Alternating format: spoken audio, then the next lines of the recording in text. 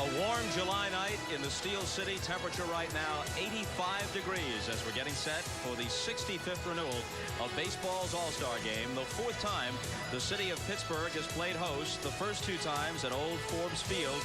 And now this is the second time here at Three Rivers Stadium, where All-Stars like Willie Stargell and Roberto Clemente played at least a portion of their Hall of Fame careers. Hello, everybody. I'm Bob Costas. Welcome to the All-Star Game. Bob Uecker and Joe Morgan will join me for the call momentarily. This should be a respite from all the peripheral problems that surround baseball. It is the mid-season classic, and let's hope that it is the middle of a full season. And in truth, baseball should be enjoying a renaissance on the field, because right now the game is graced by the presence of the greatest collection of young stars in decades. We're looking forward to seeing them perform tonight. We'll be back, as I said, with the call momentarily, but right now, to take you through the pregame festivities, some interviews, and the introduction of the lineups, let's go to our Akron. This is the 70th year Goodyear Blimps have covered the nation's top sporting events. And now for the introduction of the All-Stars in tonight's 65th All-Star Baseball Game, public address announcer Tim DeBacco. The trainers from the Cleveland Indians, Paul Spicuzza.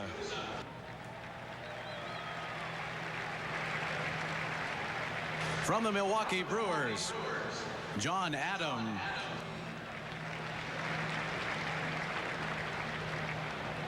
The batting practice staff from the Toronto Blue Jays, Bob Baylor. And in the bullpen, Gene Tennis and Galen Cisco. The coaches from the Chicago White Sox, Gene Lamont. From the Cleveland Indians, Mike Hargrove. And now the American League non-starters. From the Baltimore Orioles, pitcher Mike Messina. Pitcher Lee Smith. From the Boston Red Sox, third baseman Scott Cooper. From the California Angels, outfielder Chili Davis. From the Chicago White Sox, pitcher Wilson Alvarez. Pitcher Jason Beret. From the Cleveland Indians, outfielder Kenny Lofton. Outfielder Albert Bell. From the Detroit Tigers, catcher Mickey Tettleton. Third baseman Travis Fryman. From the Kansas City Royals, pitcher David Cone. From the Milwaukee Brewers, pitcher Ricky Bonas. From the Minnesota Twins, second baseman Chuck Knobloch. From the New York Yankees, outfielder Paul O'Neill. From the Oakland Athletics, outfielder Ruben Sierra. From the Seattle Mariners, pitcher Randy Johnson. From the Texas Rangers, first baseman Will Clark. From the Toronto Blue Jays, outfielder Paul Molitor. Pitcher Pat Henkin.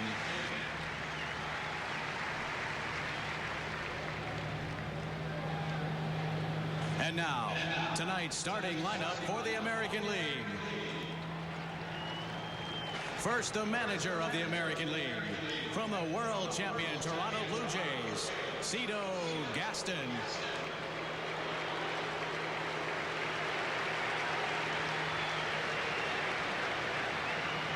Leading off, the second baseman from the Toronto Blue Jays, Roberto Alomar.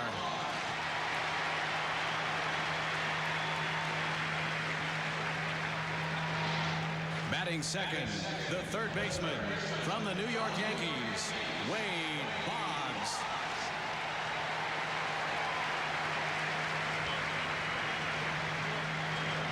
Batting third, the center fielder from the Seattle Mariners, Ken Griffey Jr.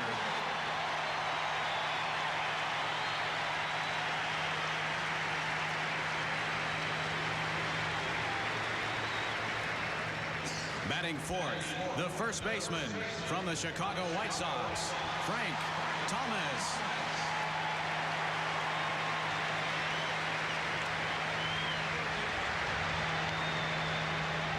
Batting fifth, the left fielder from the Toronto Blue Jays, Joe Carter.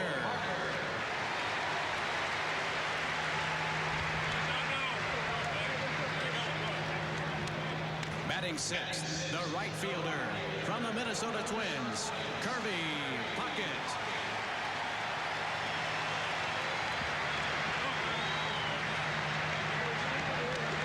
Batting seventh, the shortstop from the Baltimore Orioles, Cal Ripken Jr.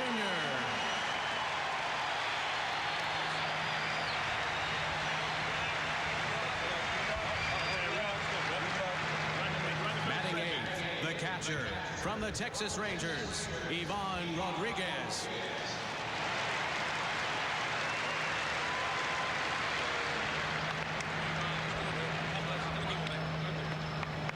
All right, folks.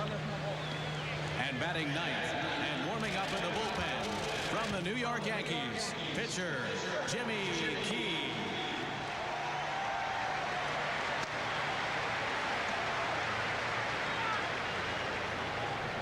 Ladies and gentlemen, the 1994 American League All-Stars.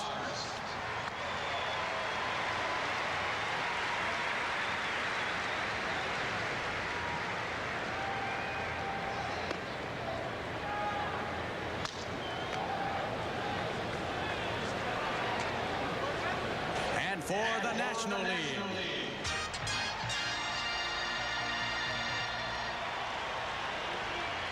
the trainers from the Pittsburgh Pirates, Kent Biggerstaff. From the San Francisco Giants, Mark Laton. The batting practice staff from the Philadelphia Phillies, John Vukovich. And in the bullpen, Johnny Padres. The coaches from the Colorado Rockies, Don Baylor. From the Pittsburgh Pirates, Jim Leland.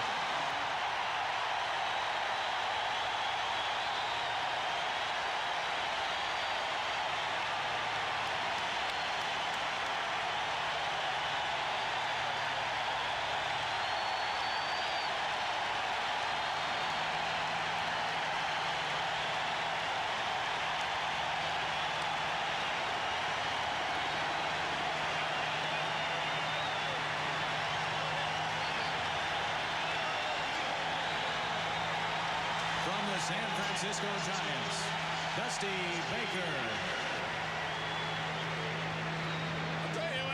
Now the non-starters. For the Atlanta Braves, first baseman Fred McGriff. From the Chicago Cubs, pitcher Randy Myers. From the Cincinnati Reds, shortstop Barry Larkin. Pitcher Jose Rijo. From the Colorado Rockies, outfielder Dante Bichette. From the Florida Marlins, outfielder Jeff Conine. From the Houston Astros, first baseman Jeff Bagwell. Second baseman Greg Biggio. Third baseman, Ken Caminetti. Pitcher, Doug Drabeck.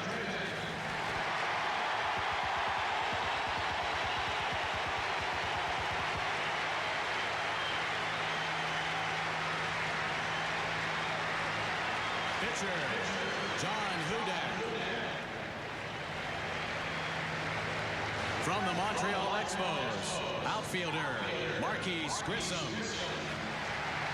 Shortstop, Will Cordero. Outfielder, Moises Alou. Catcher, Darren Fletcher. Pitcher, Ken Hill. From the New York Mets, pitcher Brett Saberhagen.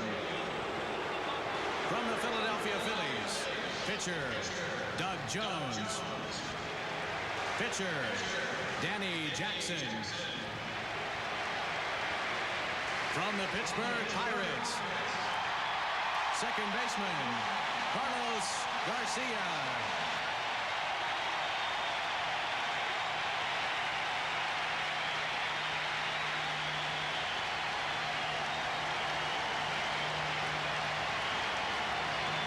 From the San Francisco Giants, pitcher Rod Beck. From the Philadelphia Phillies, voted as a starter to the All-Star team, but unable to play due to injury, outfielder Lenny Dykstra.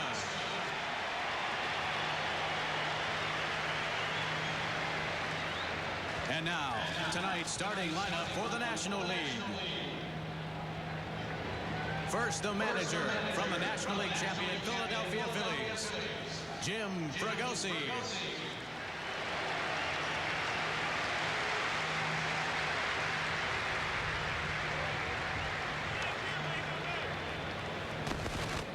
Leading off, the first baseman from the St. Louis Cardinals, Greg Jeffries.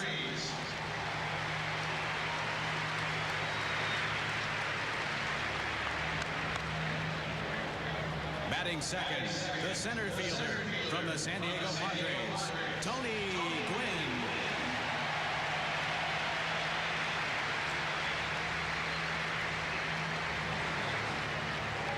Batting third, the left fielder from the San Francisco Giants, Barry Bonds.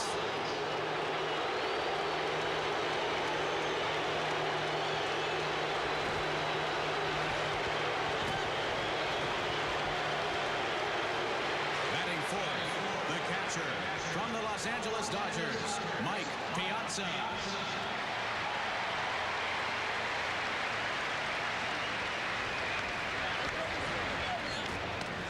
Batting fifth, the third baseman from the San Francisco Giants, Matt Williams.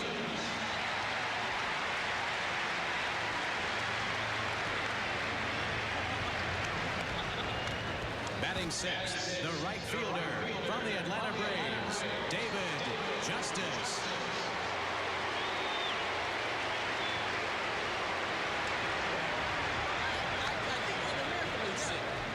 Batting seventh, the second baseman from the Philadelphia Phillies, Mariano Duncan.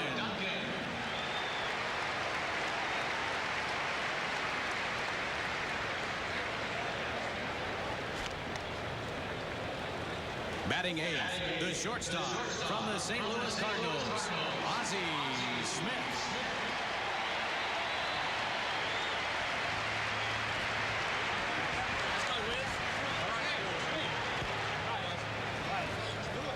Batting ninth and warming up in the bullpen from the Atlanta Braves, pitcher Greg Maddux. Ladies and gentlemen, your 1994 National League All-Stars.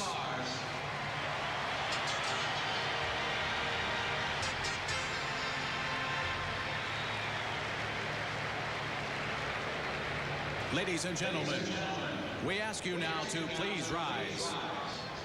Presenting the colors of Canada and the United States is the United States Air Force Honor Guard. And here to...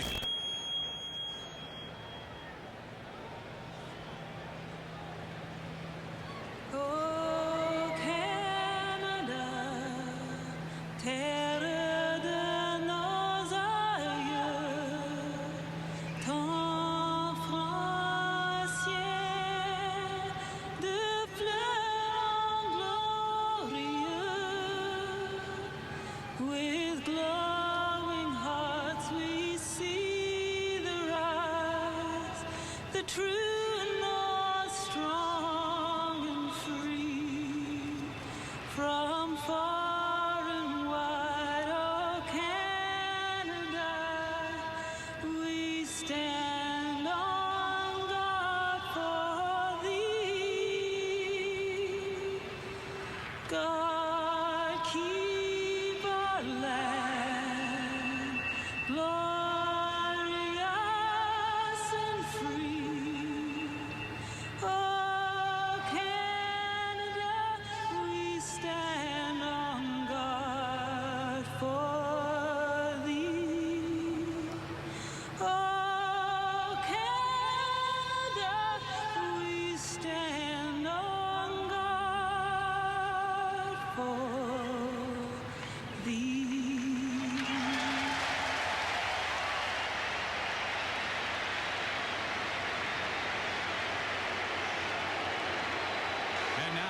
to honor America. Please join Grammy Award-winning MCA recording artist Meatloaf as he sings the Star-Spangled Banner.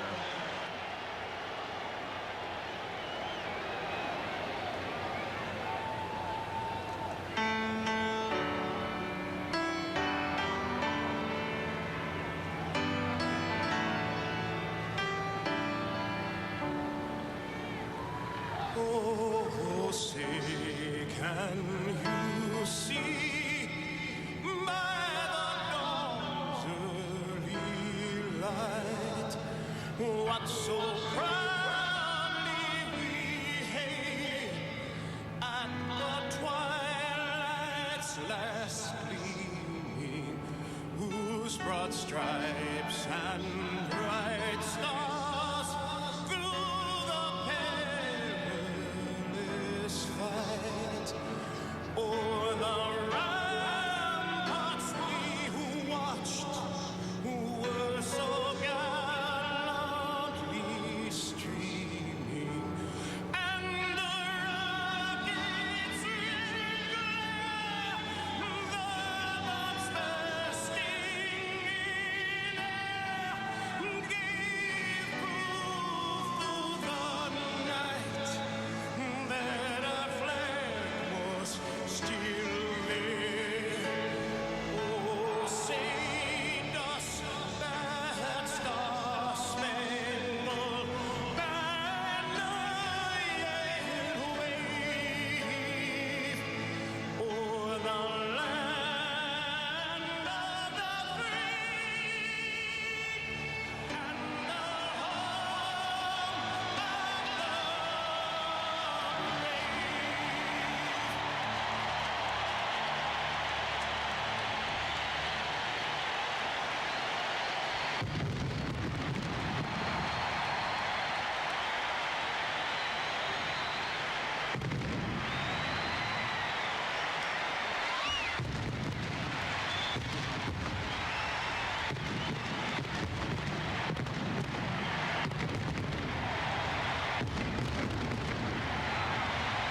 brave. You get the feeling the fireworks have only just begun. We'll join Bob Costas, Bob Uecker, and Joe Morgan for the call of the 65th All-Star Game after these messages from your local station.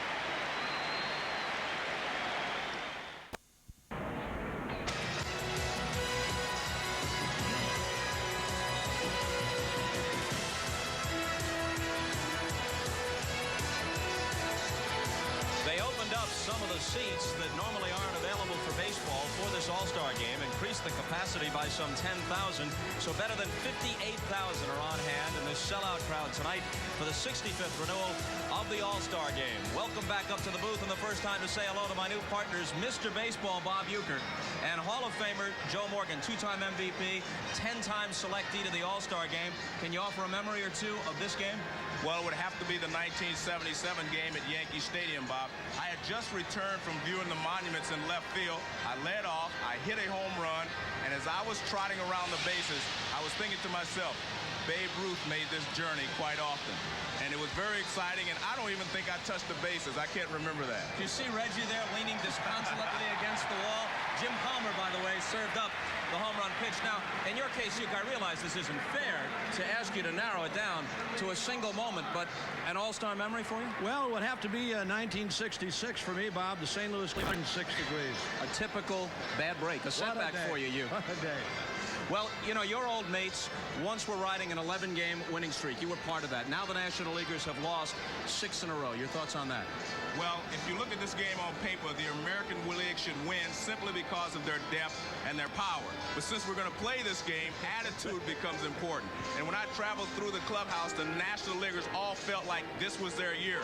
And the biggest thing they felt like, they have the best pitcher in baseball going for them tonight in Greg Maddux. Well, Cito Gaston felt the same way. He was adamant about it, as a matter of fact.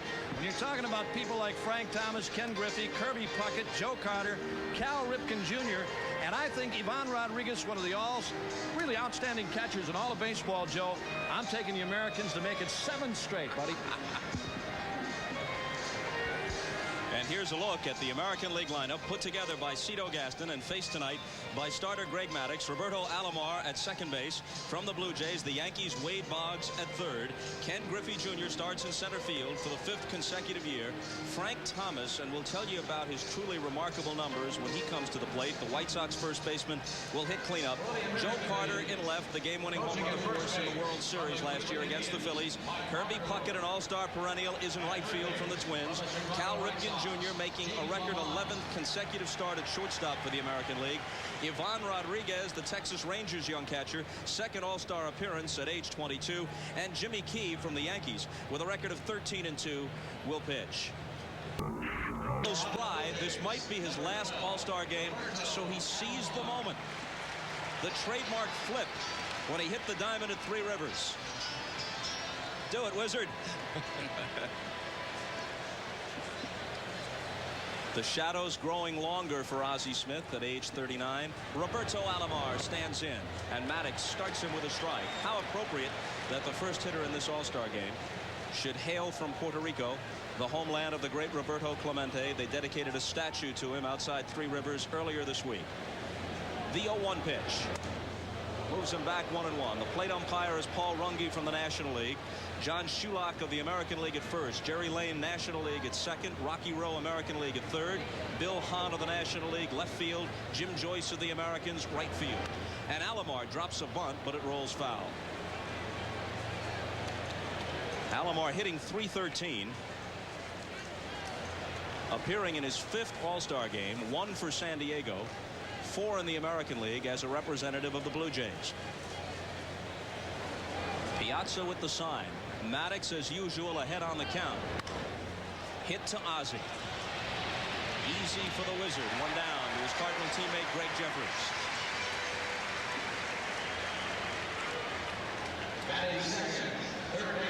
Joe, let's take a look at the National League defensively. Well, Barry Bonds in left field. Tony Gwynn, normally a right fielder who won a Gold Glove, in center. Justice in right. Williams Smith on the left side. Duncan and Jeffries on the right. Piazza behind the mound. And Maddux on the mound. Wade Boggs hitting .331 with 9 homers.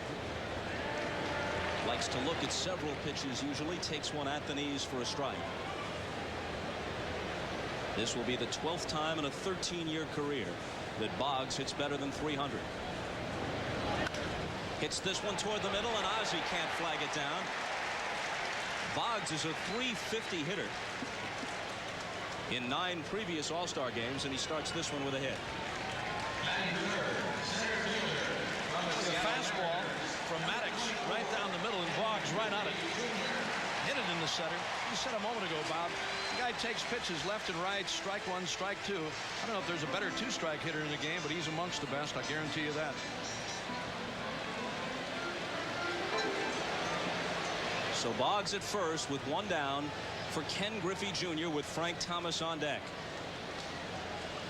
Jr. won the home run derby here yesterday with 7 of them. And here's a drive into the gap in left center field, and Gwynn won't get to it. It splits them and goes to the wall. Boggs on his way to third and stopped there by Gene Lamont, the White Sox manager, who's coaching at third. Junior, like the first pitch he saw, Joe, goes the opposite way, and he has tremendous power in that direction for the 2-bagger. Well, Greg Maddux usually features a fastball and a changeup. You can't tell the difference sometimes. He starts Griffey off with a fastball, and he gets it up. And Griffey just laces it in the gap in left center field. No chance for anyone to run that one down. The pursuit of Roger Maris has him at 33 at midseason, same as Matt Williams of the National League. 1 better than this guy, Frank Thomas of the White Sox. Maris had 33 at the break in 1961 when he caught Ruth. And there's a fastball for a strike to Thomas. How many power hitters, you take as many pitches as Thomas does? You know, there's an argument about that. You won't get it from Frank Thomas, though, Bob. He's one of those guys that is disciplined. He says no matter what the situation is, runners aboard, he's going to take pitches that he doesn't think he can handle. I think a lot of people think he ought to swing at more pitches. I mean, balls that he can reach that are reachable for him to pick up RBIs. Off the outside edge and low, the American Leaguers threatening in the top of the first. Boggs at third, Griffey at second. Hey, that guy at Chicago hitting behind him, Julio Franco, is having a heck of a year because of it. A ball and a strike to the big hurt.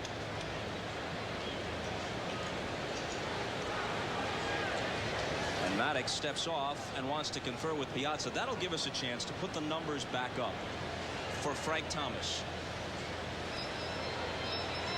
His on-base percentage is better than .500. Look at that slugging percentage. If he maintains that, listen carefully, only one man in baseball history will have slugged higher in a single season, and his name is Babe Ruth. And he did it only twice, with back-to-back seasons in 1920 and 21, over 800. He hits it right on the nose, and Gwynn comes charging in and can't make the play. Scoring from third is Boggs. Griffey stops at third, and we'll see how they score it. Now remember, Gwynn has played only one game in center field in the last 5 years, and that was Sunday, just to get him ready for this All-Star game. He had to replace Lenny Dykstra in the starting lineup, and he played Sunday, the last game before the break, in center against the Expos. Here it is again, a sinking line drive off the bat. That ball short hopped him. It looked like it hit the turf first. Get another look. Yep. It's a base hit. And an RBI for Frank Thomas. So the American League trying to extend a 6-game winning streak. In front 1-0, 3 consecutive hits off Maddox. Here's Carter. And he swings on the first one. They're wasting little time. Well, Greg Maddox comes right after you, John. I mean, Bob, he does not fall behind many hitters. An early tribute to John Miller, your partner on ESPN, the great Oriole announcer. At least it's out of the way. Okay, get it out of the way. Here's the 0-1 to Carter. Lined, and Maddox grabs it, and there's the DP. Maddox is a terrific fielding pitcher, and he helped himself there. They scalded the ball against him in this inning, but the DP bails him out with only 1 run scoring.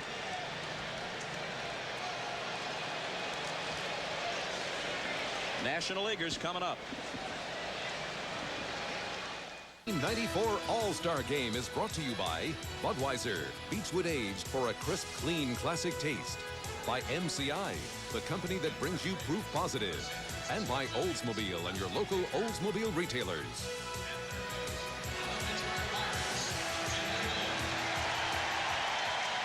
Bottom of the first coming up in Three Rivers. There's a Pennsylvania boy. The Bills quarterback Jim Kelly. Training camp still a ways off, and tonight's National League lineup presented by Budweiser. Greg Jeffries from the town where they brew Bud. St. Louis will lead it off.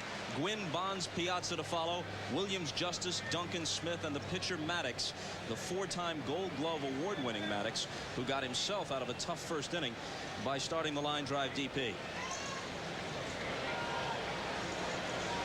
Jeffries, the former Met and Royal switch hitter, batting right against Key. Fastball high to start it.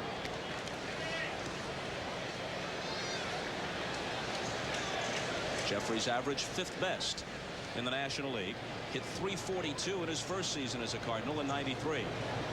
And the fastball is walloped down the line and left.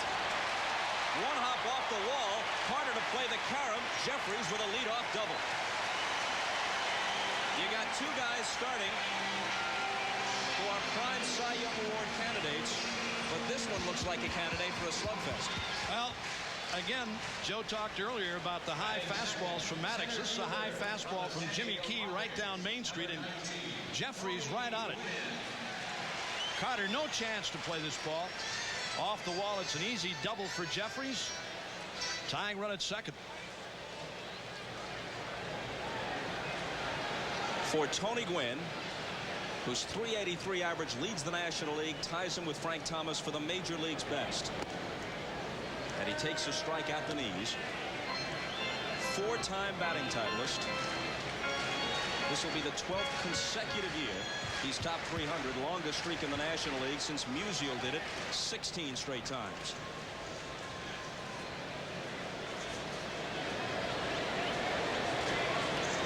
Barry Bonds on deck. A ball and a strike. You know, Joe, we were talking about the pursuit of 400. You've got an interesting point of view. Well, I believe that if you had Rod Carew, George Brett playing today, one of those 2 guys would hit over 400, and Wade Boggs would have an outside chance if he was in his prime. With the level of pitching the way it is right now. He jammed him on that one, and Thomas is going to take it himself.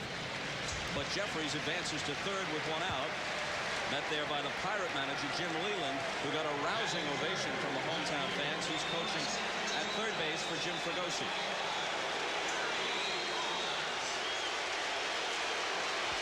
Alex, Carter, Griffey, and Puckett in the outfield left to right. Boggs at third, Ripken at short. Alomar at second with Big Frank Thomas at first. It's Ivan Rodriguez catching, and left-hander Jimmy Keon for the Americans. Bonds stands in, not so warmly greeted by his ex-hometown fans. And he drives one to right, but he didn't get all of it. Back on the track is Kirby Puckett, and a stride or so from the wall, he makes the catch. Credit Bonds with a sacrifice fly as Jeffries comes across to tie it at one apiece.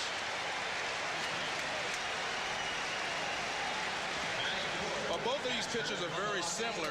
They rely on the off-speed pitches and the breaking ball. This is a breaking ball to Bonds. You can see him check for a second and then take a powerful cut. He just misses this ball. Now watch, he'll take a stride and then he'll stop again. Right there. He holds himself to wait on the breaking ball, and then he tries to muscle it out, and he can't quite get it out. How important that little ground ball hit by Tony Gwynn, though, Joe, to get the runner to third. And a strike to the cleanup man, Mike Piazza. The last time any catcher, with all due respect to Fisk and Munson and the others, any catcher put up numbers like Piazza has in his first season and a half, it was your old teammate, Johnny Bench, Joe. The off-speed pitch hit to the right side, and Frank Thomas takes the soft liner. So the Nationals come back to even it, tied at one after one. Well, if you had...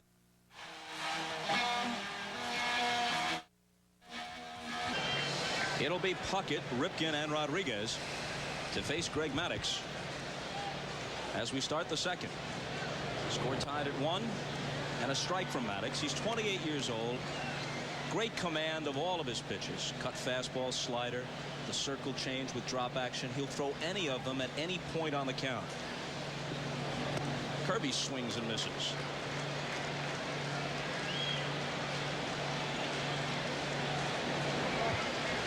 Puckett, a career .319 hitter. Right around there at .321, leading the league in RBIs, MVP of last year's All-Star game in an American League win at Baltimore. Outside for ball one.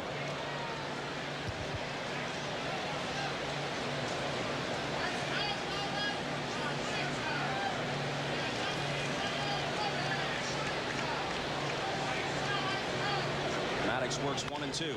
Got in on his fist, slow roller. Matt Williams cuts in front of Ozzie. Very sure-handed third baseman from the Giants. He's got a couple of Gold Gloves on his shelf. Very good defensive third baseman. Great hands and a very accurate arm.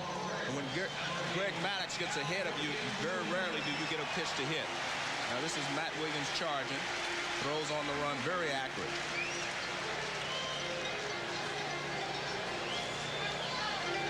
Overlooked in all the hubbub about Griffey and Thomas, who have better overall numbers, but when it comes to hitting them out, Matt Williams is right there with 33 at the break. As a matter of fact, did not participate in yesterday's home run hitting contest due to a little bad back, a little bit of a back problem.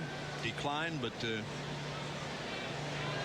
you know, it was interesting when you were talking to him, Bob, about the fact that despite the 33 home runs, he's not totally satisfied with what he's hitting and the RBI count.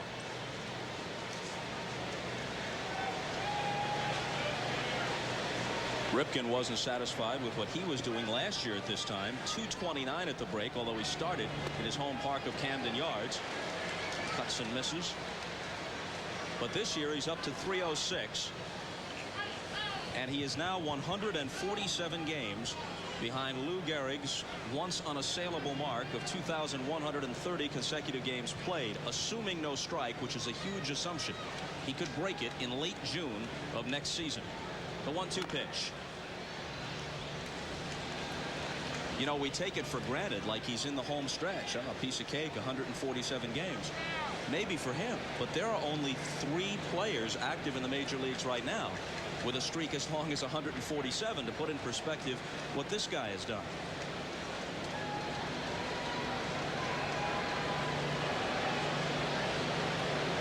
Maddox's 1-2 pitch. Breaking ball outside, 2-2. You know, as a player or an ex-player, Bob, I think you can really appreciate what Ripken has done. I don't know if the average fan really can appreciate the consecutive game streak. I mean, the times that he's been hit, I know I've seen him drilled a couple of times where it looked like he might have to leave the game or not be able to play the next day, but he always comes back. Barb, you're getting a real look at the real Greg Maddux now. He struggled in the first inning. I'm sure he was a little nervous making his first start. And now you see the hitters not getting good swings at him. When he gets ahead in the count, he never gives you a pitch to hit. Hasn't done that well in previous All-Star outings. Ken Griffey Jr. took him deep in San Diego a couple of years ago. Another 2-2 pitch to Ripken. A chopper to Duncan. And Mariano Duncan. We talk about all the young stars, but here's the flip side. Appears in his first All-Star game. In this, his 9th season in the big leagues. He's been playing a lot of third base for Jim Fregosi and the Phillies, with Dave Collins on the disabled list, but voted the starter at second after the retirement of Ryne Sandberg. This is the first time since 1985 anyone other than Sandberg has started at second base for the National League. It was Tommy Herr of the pennant-winning Cardinals in 1985. Here's Rodriguez.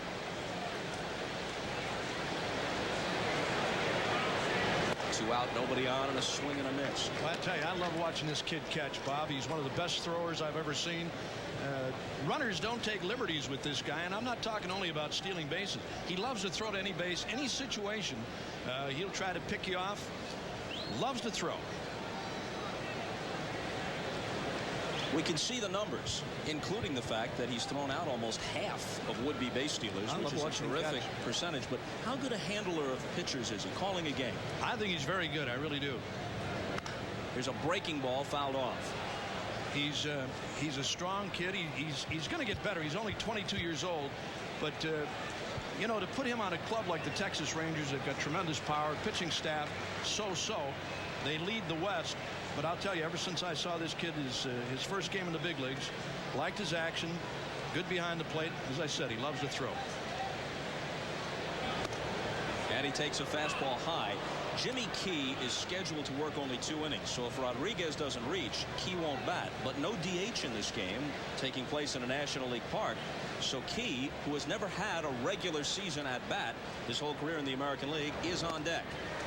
Called strike 3 at the knees. So Rodriguez makes a left turn, heads back to the dugout, and Maddux, after a shaky first, sets them down in order in the second. 3-2 pitch to Griffey. Ooh. My, oh my! It's a chater. It's a dinger. It's out of here. It'll fly away. It's back. Going gone on a 400-foot ride. Into the next county. Raise the window, Aunt Minnie. Here it comes. Kiss that one goodbye. So long. Farewell. Auf Wiedersehen. Good night. Sayonara, baby. Goodbye, Mr. Rawlings. That ball ain't coming back. And Griffey will touch them all. Holy cow! It's been 21 years since Roberto Clemente perished in a plane crash on a mission of mercy from his native Puerto Rico to try and aid the earthquake victims in Nicaragua. New Year's Eve, December 31st, 1972. But what a presence in the imagination of Pittsburghers. They don't have to be baseball fans to revere Clemente. Matt Williams stands in and cuts and misses at Key's first offering in the last half of the second. You still see a lot of kids who weren't born when Roberto got his 3,000th and last hit wearing number 21 jerseys around this town. Williams will be followed by Justice and Duncan. Game tied at 1, and that'll make the seats. That's Vera Clemente in the middle, Roberto's widow, and some of the children, grandchildren. A singular player. His passion for the game was palpable. You could feel it. If you're watching a game on television, you could feel his heart beating through the screen. The 0-2 pitch. Struck him out on 3 pitches.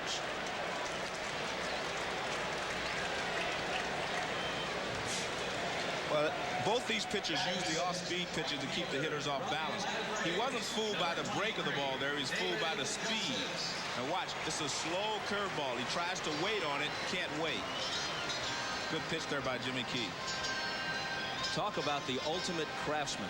Changing speeds, taking whatever the umpires will give him, move a little bit inside, outside, depending upon how wide a strike zone they're giving him on that particular night. 33 years old, once the backbone of the Blue Jays staff. Second year in New York. On the outside corner at the knees to Justice. That's exactly the way he works, Bob. He'll start you off the outside corner. If it's ball one, he'll come in a little bit more. Ball two, he'll come in a little more. If it's going to be a strike in that area, that's where he'll stay all night long. The Tommy John type, little sinker, little breaking ball. He's never won 20. Was 18-6 last year. Consistently in the mid-teens for those excellent Blue Jay teams he pitched for in the 80s and early 90s.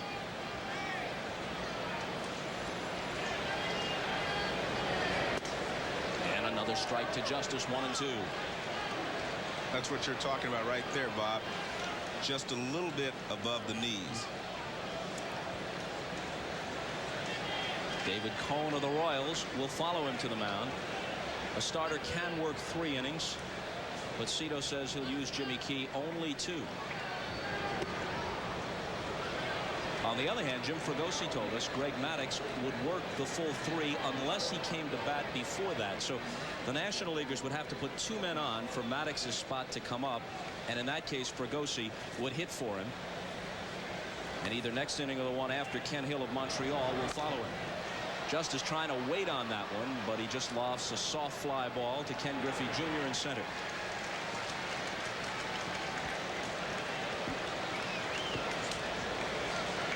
And there's Ken Hill, who won his 13th game just before the break when he threw a 5-hitter against the Padres.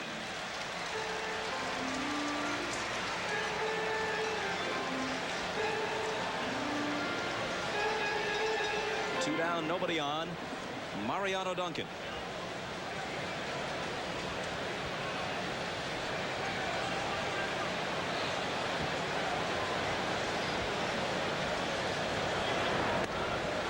Takes a strike. Jimmy Key is the first Yankee to start an All-Star game since Mel Stottlemyre in 1969, and that was a fluke.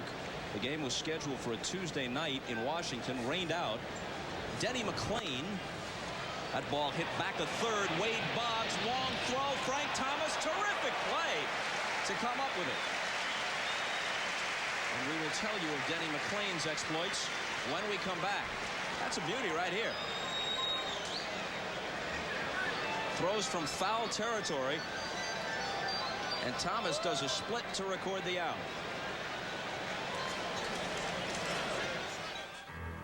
Some say the greatest threat to America They have directly challenged the sovereign power of the United States. Comes from other nations. Some say the greatest threat to America. He needs to know nothing. He's gonna know nothing. Comes from within.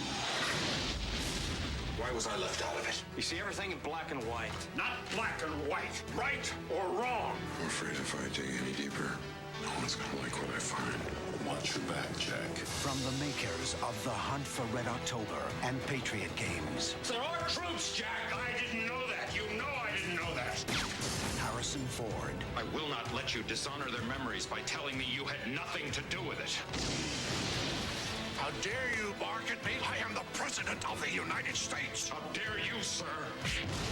Based on the #1 bestseller, Clear and Present Danger, rated PG-13, at theaters everywhere, Wednesday, August 3rd. Keith told us that he would never, ever get a chance to meet Ken Griffey, and Make-A-Wish has granted that for him. Hi. Hi. How are you? It's maybe the only wish that he ever has, and it's like, yeah, I've never turned anyone down, and I won't, because you never know how long they have. Anything you want to know? Keith said the only thing I want from you is a bat, and he wanted to toss. Those are the only two things that he wanted. It's an experience that you can't forget. Is this your favorite player right here? Yes. You picked a good one.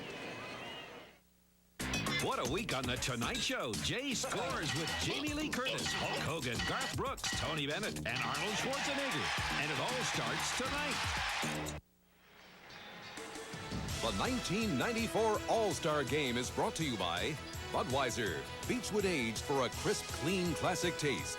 By Chevrolet, the cars and trucks 36 million people depend on every day. Genuine Chevrolet. And by Nike, who encourages you to participate in the lives of America's youth.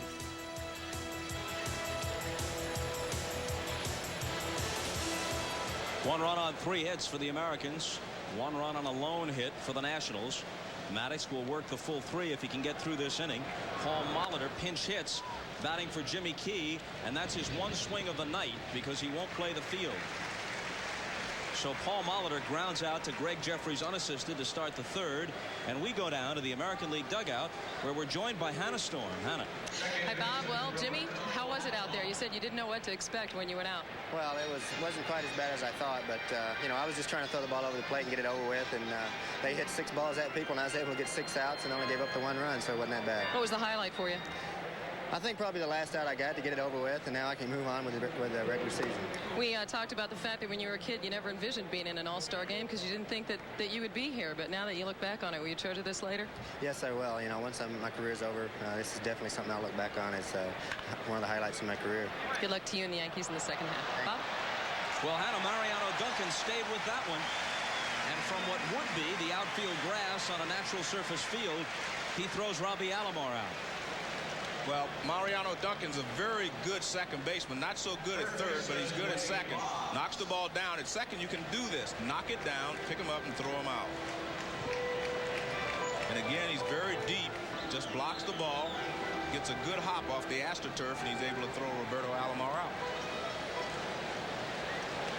Boggs singled and scored in the 1st and takes a strike. You mentioned that if he were at his very peak, and to keep it in perspective, he's hitting .331, Joe, but at his very peak in the mid-80s where he had that stretch hitting around .360 almost every year, you thought he could hit .400 against this year's level of pitching.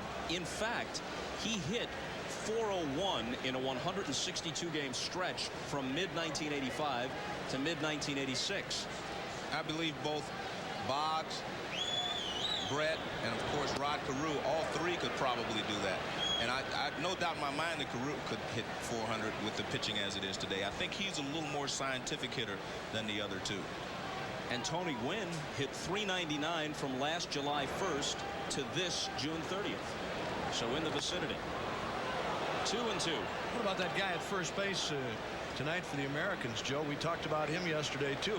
I mean, as many times as he walks and playing on the artificial surfaces that are featured in a lot of parks now.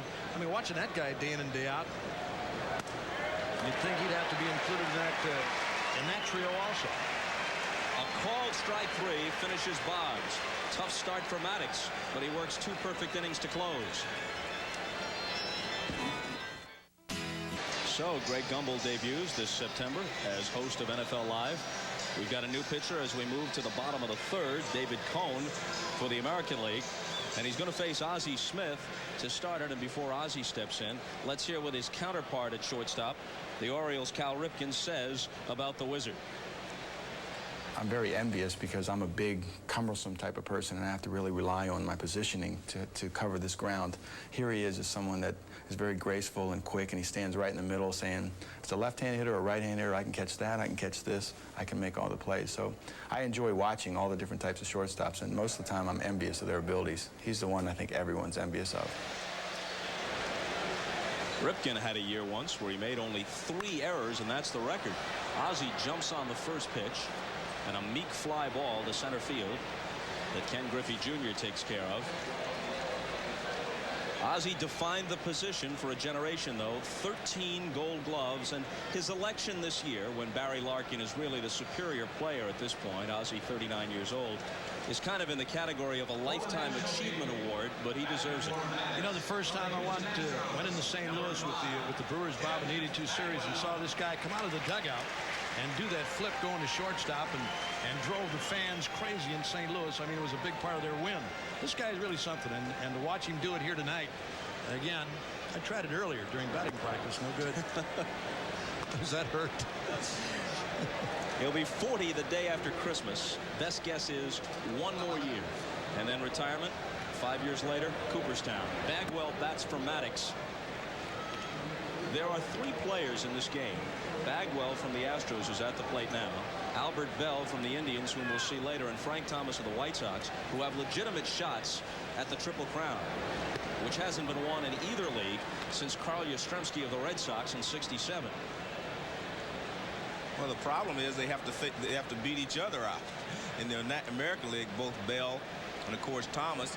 Then you have Griffey leading in home runs. Bagwell fouls it back. He's hitting .348. Consider that number, a right-handed hitter without much speed at .348. 27 homers, and the Astrodome is his home park. 82 RBIs.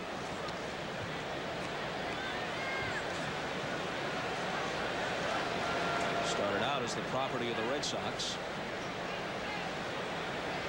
A trade they no doubt regret. Full count. We watched him yesterday in the home run hitting contest following Ken Griffey Jr. and the American League dugout going crazy.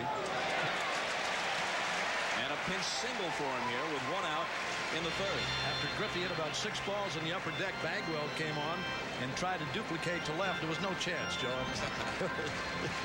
He had a very tough act to follow. But the interesting thing about Bagwell is he has become a better hitter each year. These two have no excuse for not sending one another a birthday card. Each born May 27th, 1968. Bagwell in Boston, Thomas in Columbus, Georgia. Jeffries swings at a pitch he wished he hadn't offered at. Does Rodriguez have room? It goes off his glove.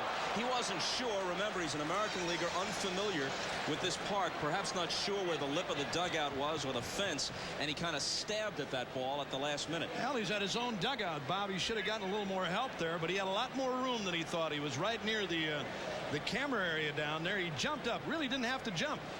That ball was in by plenty. Popped away, no play on him. There's Boggs right alongside. Jeffries a switch hitter. Doubled to left as a right-handed batter off Jimmy Key earlier in the game and scored the National League run. There you see what David Cone is famous for, a good hard slider. Jeffries started for it but broke in so sharply would have been jammed if he would have continued to swing. Tony Gwynn says of Cone, best stuff in the majors. I don't know why he doesn't win 30. 1-2. Did it hit him? Yeah, it nicked him. Down to second goes Bagwell as Jeffries is hit by a pitch. And remember, it doesn't have to hit you. Just touch your uniform, and that's all it does there. Let's take another look and see it just touches his uniform. It does not have to hit your body.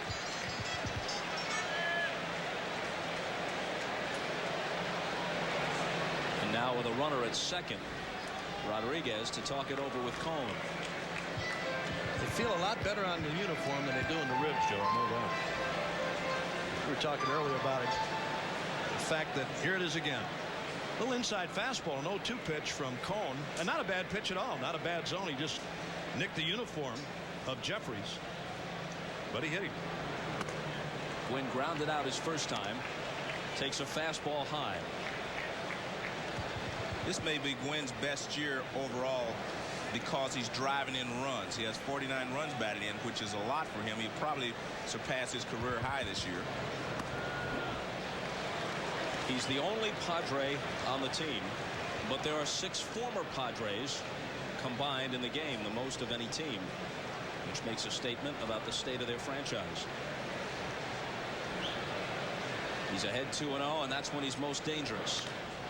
Hits it hard down the right field line and in there for extra bases. Bagwell scores. Jeffries with good speed to third. Leland waves him home. They have trouble with the carom. Alomar's relay. Safe. He slid around the tag. And Gwynn comes up with 2 RBIs on the double down the right field line. Great slide there by Jeffries at home plate. The throw actually beat him. Rodriguez could not block him off the plate. But you mentioned Tony Gwynn. When he gets you 2-0, he can take the ball any place he wants. He decides to pull it, and he finds the corner. And now the ball will bounce away from Puckett. Puckett gets there. Now it bounces away. Jeffries being waved all the way. And watch the slide. Beautiful slide, eluding the tag of Rodriguez. Bonds had a sacrifice fly his first time. Swings on the first one and doesn't get it. Here it is again, Jeffries coming around the outside of Rodriguez. Rodriguez had the plate blocked up front, Joe. He came around. Jeffries came around the outside. Look where he's got his foot. He's got the plate blocked. Jeffries with a beautiful slide to get the back part of the plate.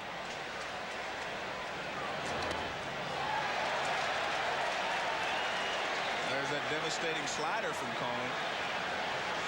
With that downward action, and Bonds just kind of waving at it. Now the problem is it looks like a fastball until it gets about halfway to the plate. And you have to respect his fastball because he'll throw it right by you.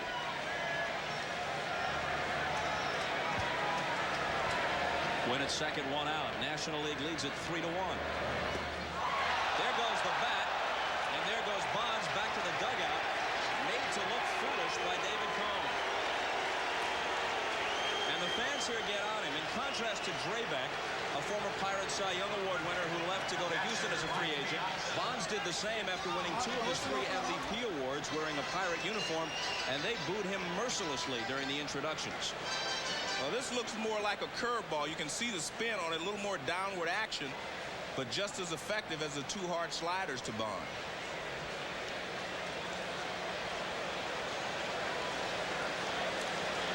Piazza lines softly to Thomas at first to end the first for the National Leaguers, who are in front now 3-1.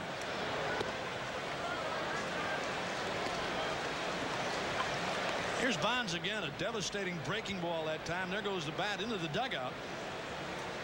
And guess who caught it? The golden hands of Ozzie Smith. He can catch anything. The man who can bare hand a bat.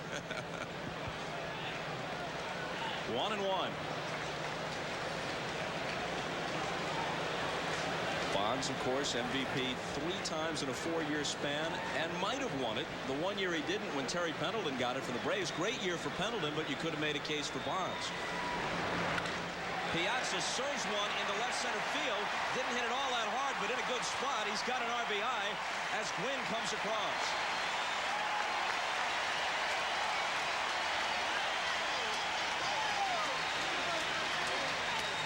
Another breaking ball from David Cone that stayed up. Piazza waiting back nicely. Didn't hit it all that hard, but he got enough of it for the RBI base hit. Here it is again. Little breaking ball that time. He reached out and punched that ball. Get it up above the trademark. Yeah, absolutely. Well, you look at Piazza. Here's a guy who was a 62nd round draft choice. A called strike to Matt Williams. I'm not talking about the 62nd player. I'm talking about 62nd round, widely viewed as a courtesy pick because his dad Vince is a close pal of Tommy Lasorda's. He develops possibly into one of the great players of his generation. After a year and a half, all the signs are there. Well, if you're 62nd or 72nd, it's better than being drafted where I was. Which was where? Into the Navy? Service. I'm stepping on you, stealing your lines here. Sorry, I just guessed. It was on our side. That's all that counted at that time. 1-1 to Williams. Waited for scouts for years. And he couldn't catch up with the heat from Cone. What's that story about when the scout came to your house talking to your dad? Oh, yeah, when they signed me? Yeah. Oh, yeah, the $3,000 bonus. Yeah. My dad couldn't afford it, but he gave it up. Braves took it.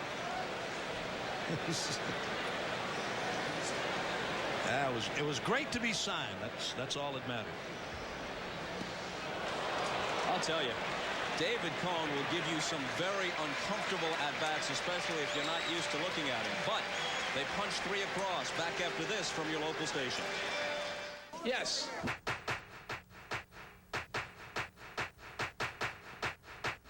I'm Pat Paris. Join me as I broadcast live from Okoboji Grill in Urbandale and watch the 1994 All-Star Game. Or join me, Heather Burnside, at Southside Okoboji Grill. Catch all the action on one of 9 TVs, even 2 big screens. There'll be plenty of...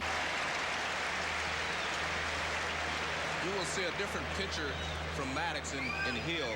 He will bust the fastball in on the hitters and throw the split finger or fork ball out over the plate. He pitches the fastball in and the off-speed stuff out over the plate. Let's head now for the National League dugout. Say hello to Johnny Bench for the first time tonight. JB? All right, Bob, thank you very much. Greg, you pitched in the World Series All-Star games. One will make you a little more nervous than the other? Yeah, definitely. You know, I was pretty nervous out there tonight. After the first inning, things went a lot better for me. I settled down, I felt like. What about your first All-Star appearance? Wow, I was a wreck then. I can't even remember. I can't remember anything about it. I was so nervous out there. But this one, a lot more enjoyable. Team's got the lead. Back up to you, Bob. All right, Johnny. 2-0 to Frank Thomas. And he has Ken Hill, Joe, where he has so many American League pitchers on a daily basis, behind in the count. 3-0. Well, the one thing about Hill, he will challenge you 2-0. But as you said, Thomas will not swing at anything out of the strike zone. And he walks on 4 pitches. As he trots down to first, consider he leads the league in average at .383 in runs, in walks, in on-base percentage, total bases, and slugging, and he's very close to the lead in home runs and RBIs. I mean, these are the kinds of figures that most people watching tonight weren't alive to see anybody put up. These are Jimmy Fox numbers, Ted Williams numbers in the 40s and early 50s. They're Babe Ruth numbers. Only 2 hitters have ever topped 500 in on base and 700 in slugging in the same year. Ruth and Williams. Carter swings at the first one. Justice in right field. Easy play.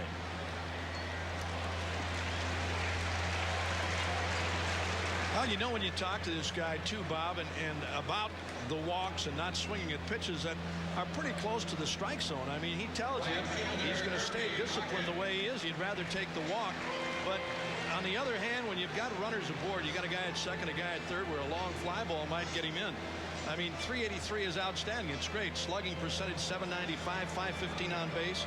But there's a lot of arguments about that. If you can reach a ball, guys like him, the big RBI guys, if you can reach a ball, they go for it.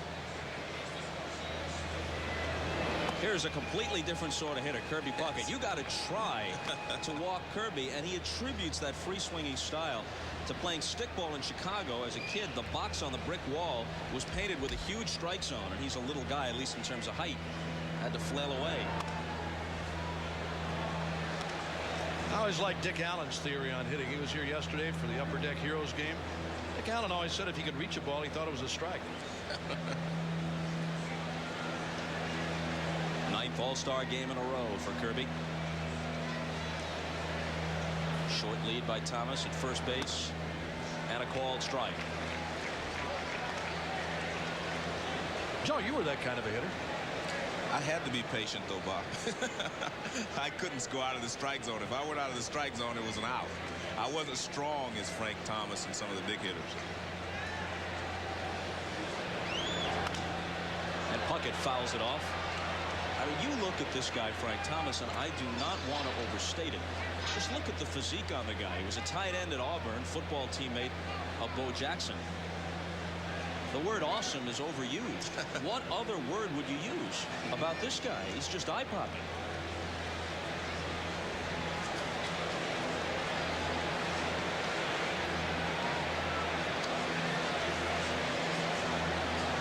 The 2-2 pitch. And Puckett squibs it down to Bagwell. And that finishes the American League in the top of the 4th. Frank Thomas and company trail it 4-1. We talked to Ken Griffey Jr. yesterday about a childhood all-star memory. He picked one that came when he was 10 years old, and it was a natural choice. Listen. I was jumping around, and my dad got up to bat, and I think it was against Tommy John. And I go, he's going to hit a home run.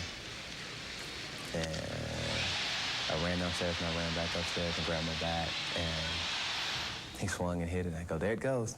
And my uncle and aunt jumped up and said, how in the world did you know? I said, well, I just felt it.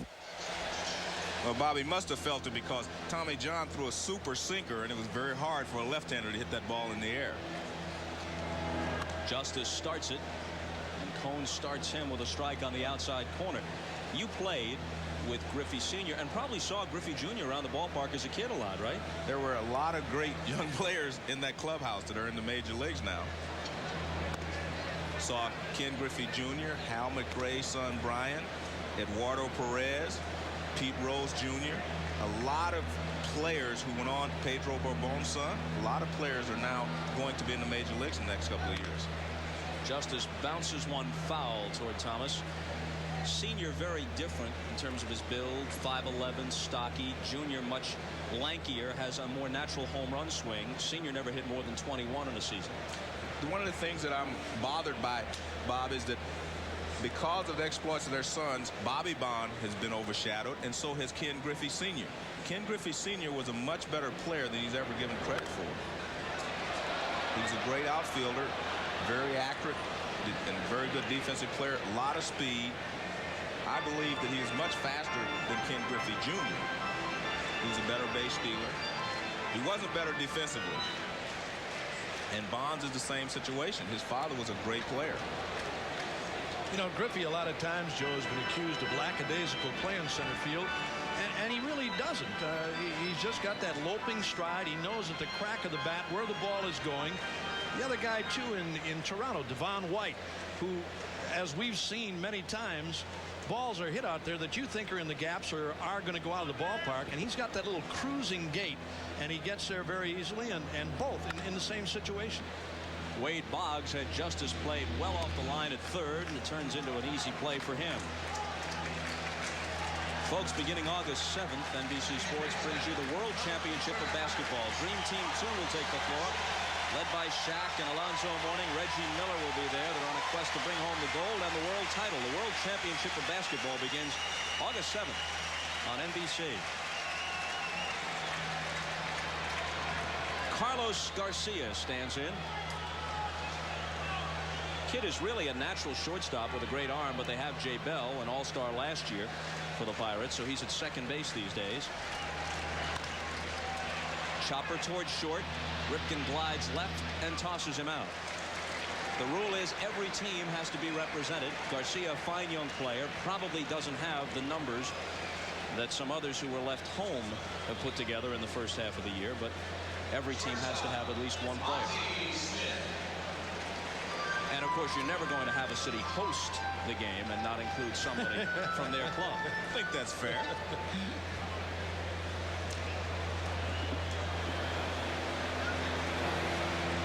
Ozzie flied to Griffey his first time up. 2 out, nobody on. Last half of the fourth. National League leads it 4-1. Americans got a run in the first. Nationals tied it in the bottom half. And the senior circuit got 3 in the third to take the lead. Quickly 0-2. Ozzie is not only the oldest All-Star, he's the oldest position player in the majors, which is kind of surprising at age 39.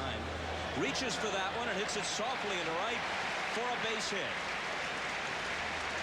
There are only 7 players in the majors older than Ozzie Smith, and they're all pitchers or designated hitters.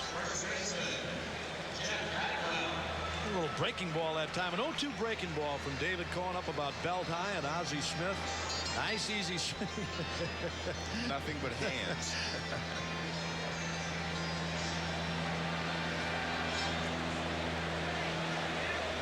So Ozzie aboard with 2 down. Used to be a prolific base stealer, but he swiped only 4 this year. How about Bagwell's stance? Not only the stance, Bob, but he has an unusual stride. He spreads out a lot, but instead of striding forward, his front foot actually comes backwards. It will come back and not go forward like all the other hitters do. In the dirt, and Rodriguez comes up with it. Bagwell, despite the numbers, probably your first half MVP in the National League, 5th in the voting. Playing for the Astros has a lot to do with that. The Astros have 5 players on the team, all reserves, most of any team in either league. But they haven't had an elected starter since Cesar Cedeno 21 years ago. At the knees, says the plate ump, Paul Runge. Actually, I have to amend that statement. With the late additions of Will Cordero and Marquise Grissom, the Expos now also have 5. 4 Blue Jays. That's the most of any American League team. Ozzie dives back. They cannot forget about Ozzie at first. He can steal a base. I'd love to see him run tonight. I want people to see this kid throw. Ivan Rodriguez. The 2-1 pitch not going, fouled off. Joe, when you talked about Bagwell in that open stance, despite the fact that he flies out, that he opens up and stays open, he covers the plate. He still covers the plate. Look at his front foot, how it comes backwards. It doesn't go forward. But you're right, he does cover the plate because his upper body is close to the plate. Where does his power come from?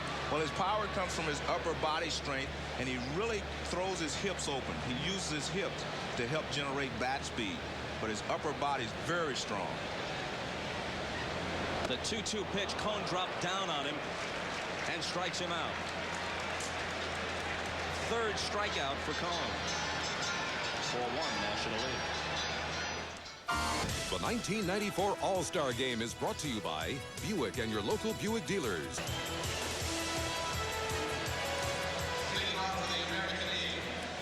Jim Fregosi trying to work everybody in. Marquise Grissom of the Expos, a natural center fielder, is there now. David Justice of the Braves is out of the game. Tony Gwynn moves to his more comfortable position. He's in right. Bonds remains in left. Grissom hits in Justice's spot. Ken Hill works to Cal Ripken, and there's a strike to start the top of the fifth with the National League leading 4-1. Ripken grounded a second his first time up. And that'll make the seats.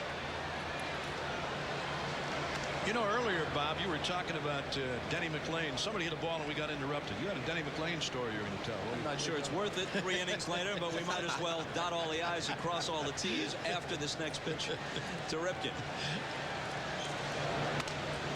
Fastball high, 1-2. So McLain, noted free spirit, due to start the '69 All-Star Game, coming off the 30-win year the year before.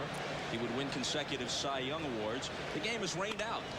In on Ripken's fists, and he muscles it down the left field line with Bonds in pursuit, and right near the chalk, Barry Bonds makes a nice running catch. So McLain is due to start. The game gets rained out. He flies home to Detroit to keep a dental appointment the next day.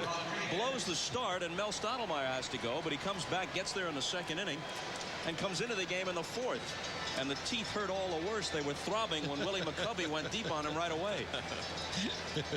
Teeth drilled, and then McCovey did the drilling. Aren't you glad you asked? Oh, yeah, that was a great story. 3-inning wait was worth it. Ball 1 to Rodriguez. Hill has really come into his own, hasn't he, Joe? Yes, he has always had potential, but now he throws strikes. That's the key. When he was with the Cardinals, he was a little more erratic, and he discovered this split-fingered forkball, or whatever he calls it, and now he's become one of the better pitchers in the National League. He has always had the good fastball. Rodriguez spanks one to dead center field. Grissom on the run, back near the track, and he makes the catch.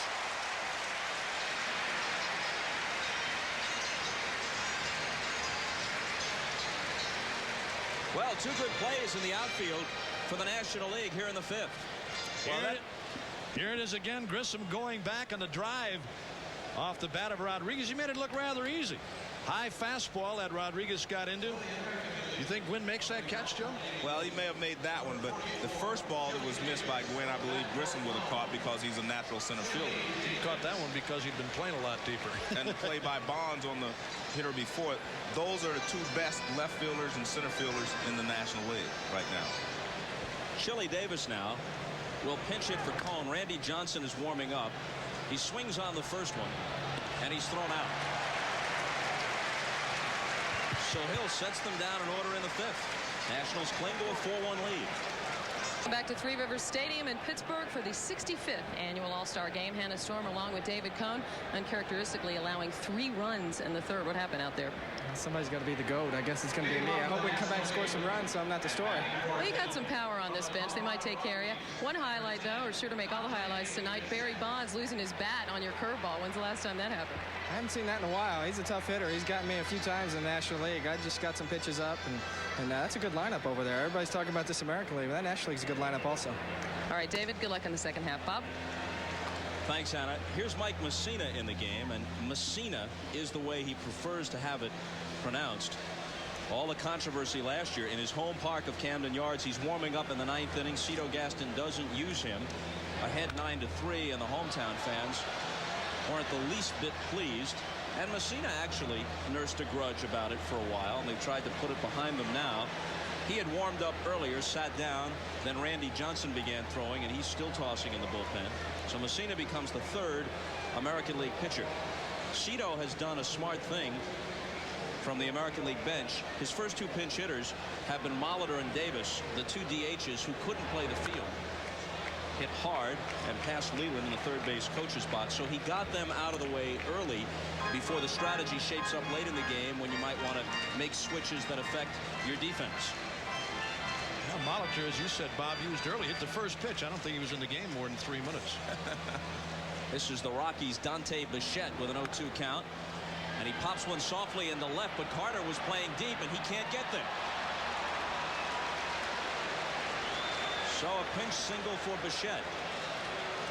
I don't know if Carter really saw that ball when it left the bat. It looked like he took a step back, then came on. I don't know if he had a chance to catch it anyway. A little soft fly ball off the bat of Dante Bichette. A little breaking ball or off-speed pitch from Messina. And Carter, like I said, I don't know if he saw that ball immediately or not. Base hit, though, for Dante. Here's Gwynn. Jim Fregosi indicated he might play the whole game. We know Tony Gwynn's an amazing hitter. I'll give you another amazing statistic about him, Bob, and that is he uses a 31-inch bat. It's like a little league bat, even for me. What size did you use? 34 and a half, 32 ounce. He uses a 31-inch, 30-ounce bat, sometimes 29 ounces. Gwynn is 34 years old, thinking man's hitter, disciplined, focused, constantly watching the videotape. You know, if he's not leading the league every year, up amongst the leaders, right at the top, you think something's wrong with him. Tries to go the opposite way. Carter closing ground on it, and Joe is able to get to this one. Bichette retreating to first base. Well, last year, Gwynn hit .358 and didn't win his 5th batting title because Andres Galarraga came out of nowhere to hit .370. And they haven't warmed up any to Barry Bonds here.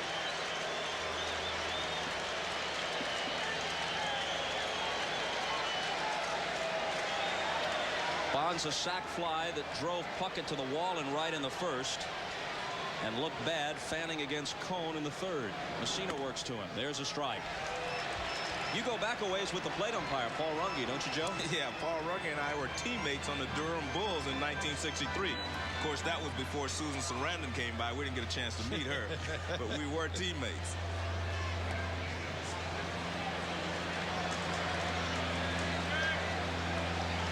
A ball and a strike to Barry.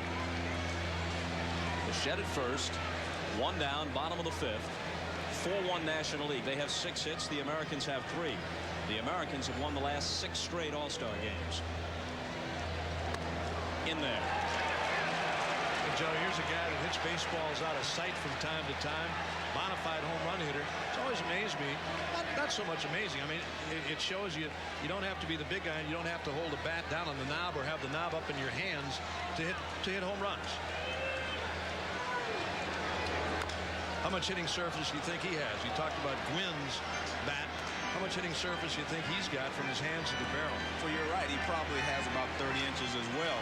He chokes up, as you can see, about 1.5 inches. But maybe the greatest hitter who ever lived, Ted Williams, also choked up. He had over 500 home runs, 521. Again on 1 and 2. He's a strikeout victim for the 2nd time in 3 at-bats. You know, Bonds admitted, first to Roy Firestone on ESPN, then to us yesterday, that early in his career, he didn't handle the press the way he should have. He came across as more sure of himself than perhaps he wanted. He said, I should have kept my mouth shut, and he alienated some people here in Pittsburgh. On the other hand, he played magnificent baseball here for 3 division winners, and he should be appreciated as one of the great players in the game. Here is Piazza.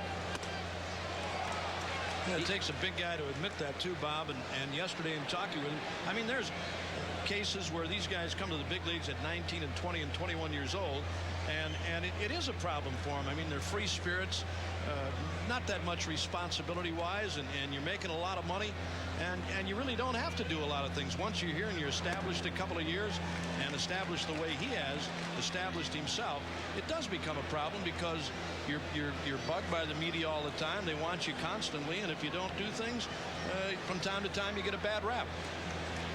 No one's ever won 4 MVP awards. Bonds still has time. The 0-2 pitch to Piazza, and he fouls it off. Messina, 13 and 4, ERA just under 3. He's got a shot at the Cy Young along with Jimmy Key. The National League starter Greg Maddux could be the first man ever to win 3 in a row. But he'll have competition from Ken Hill and some others. David Cone might have Cy Young numbers in the American League. That's high.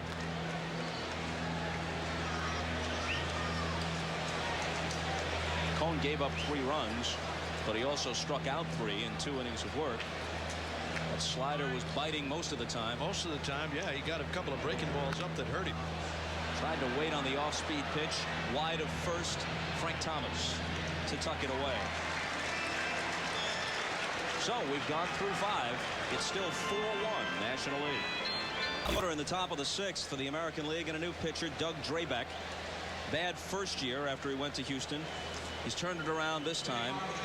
Terrific stretch here for the Pirates. Won the Cy Young Award in 1990, and yet this is his first All-Star appearance. Alomar 0 for 2. You know, it's not all that uncommon. Tonight's starter, Greg Maddux, Cy Young Award last year, just 8 and 8 at the break. Didn't make the All-Star team. There have been 17 Cy Young Award winners and 7 MVPs who did not participate in the All-Star game that year. Line through the box, a base hit for Alomar. Drabek is an off-speed type of pitcher. He'll throw a lot of breaking balls, curve balls, sliders, and changeups. But he will throw the fastball to get the sinking fastball to get the double play. This is a breaking ball that hangs right in the middle of the plate. Good hitting there by Alomar. He didn't try to pull it, just lined it right back through the middle. So the American League trying to get something shaking here in the 6th. Boggs has singled and struck out. He's shown some pop this year, 9 home runs. That's already his 2nd highest total. He had 24 in the lively ball year of 1987, which stands out as a real aberration in his long career. This is not a lively ball year? Well, I guess it is. You believe it's juiced, huh? Yes, I do.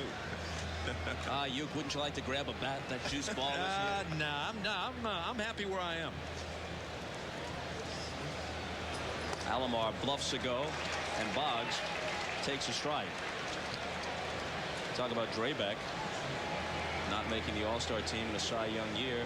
When some players complain the rosters are limited, put it in perspective. Hank Greenberg was the unanimous MVP in 1935, and at the break he had 103 RBIs. Alomar running, and Boggs fouls it off. 25 homers, 103 RBIs, and the teams were selected by the managers. And the manager was his own player manager and teammate, Mickey Cochran of the Tigers, and he leaves Greenberg off the team. So if Bip Roberts complains or John Franco complains, hey, others have had it worse. Maybe a personality conflict, huh? Salary conflict for sure. On the outside corner, and you're looking at a rarity. A double strikeout game for Wade Boggs. Here it is, a fastball that is around the outside corner. A little Taylor from Drabek. I don't know if that was a strike or not, but Boggs doesn't take too many like that. Here it is again. Another look off the outside corner.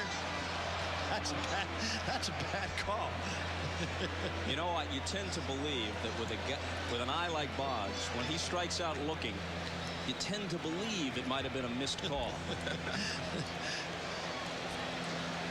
Don't pitchers love those pitches? All right, here's Junior. Doubled and grounded to first. It's one of those pitches where Piazza turns around to the umpire and says a lot of guys wouldn't call that. Tough pitch to call, but you called it right.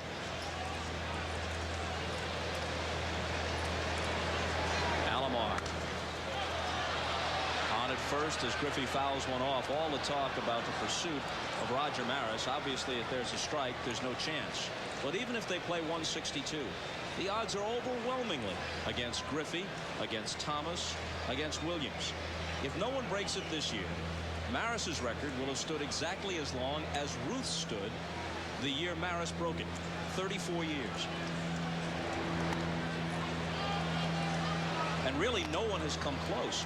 Ruth's record was challenged more often. Fox at 58, Greenberg at 58, Wilson at 56, Mays and Mantle made runs. No one has hit more than 52 since Maris hit the 61. A ball and a strike. There goes Alomar. A swing and a miss and a high fastball. The throw is not in time.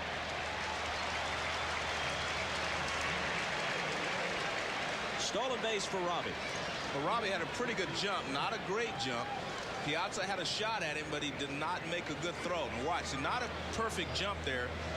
And you'll see the ball coming to the pitcher. Not a good throw. It hit the turf and bounced. Good play there by Ozzie. Alomar dived to the outside of the bag, makes the tag a lot longer from Ozzie's standpoint. They kind of eye each other.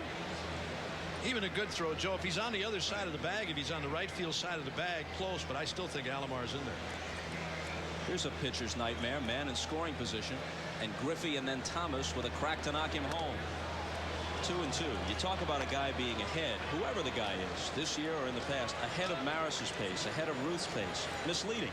Maris's biggest months were July and August. Ruth hit 17 home runs in September of 1927. Lots of guys have been ahead of the pace and then tailed off.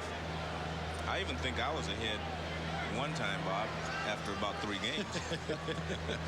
Big week, huh? Yeah, big week. Joe, when you look at Griffey and playing in a couple of indoor stadiums, and in difference to in those years of the Marises and.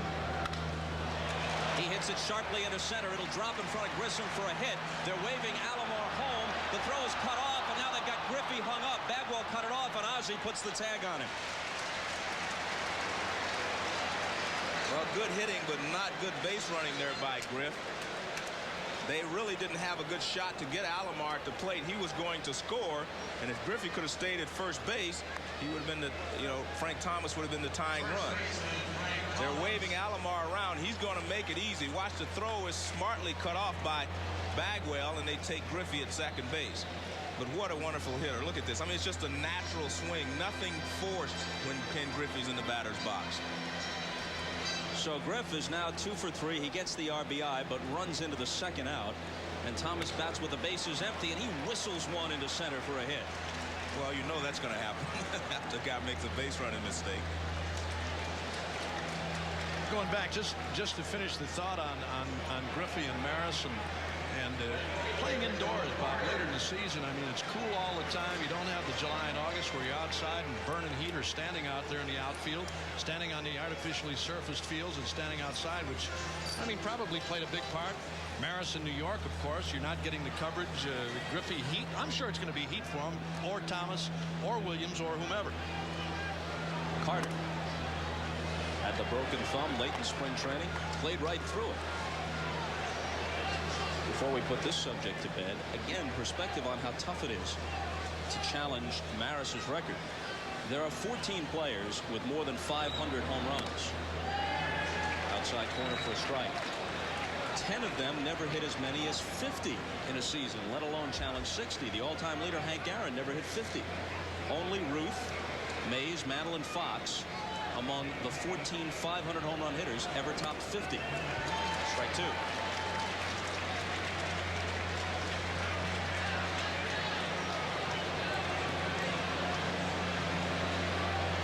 Thomas is 2 for 2 with a walk. Carter lined into a double play, fly to right. A run home in the 6th. He lays off 2-2.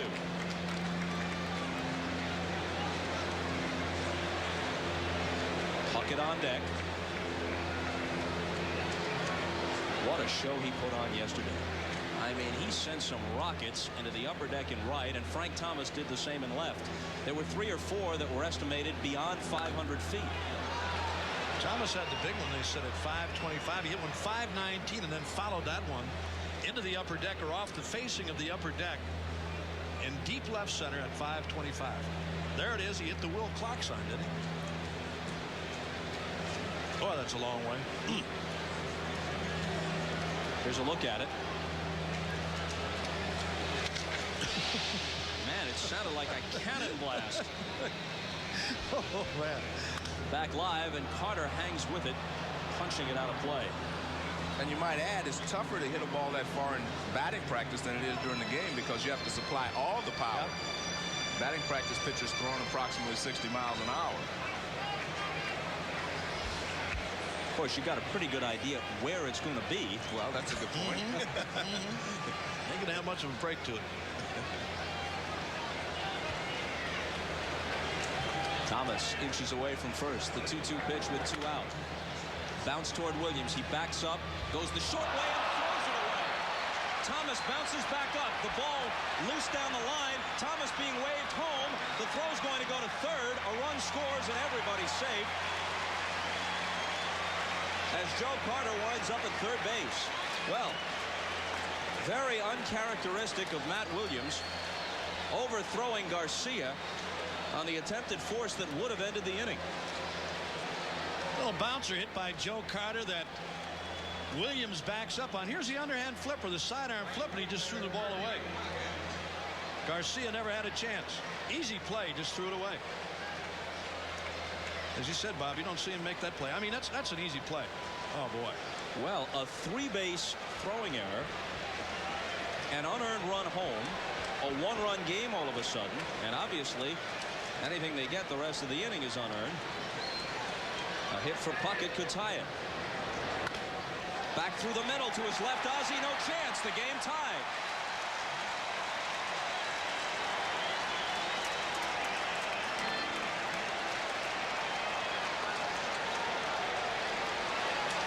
And it's a tough out at the plate anyway, and Kirby Puckett, you put runners on base, and he drives them in.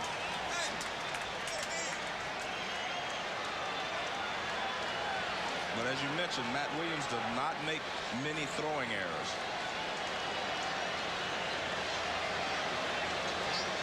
So now Fregosi to the mound.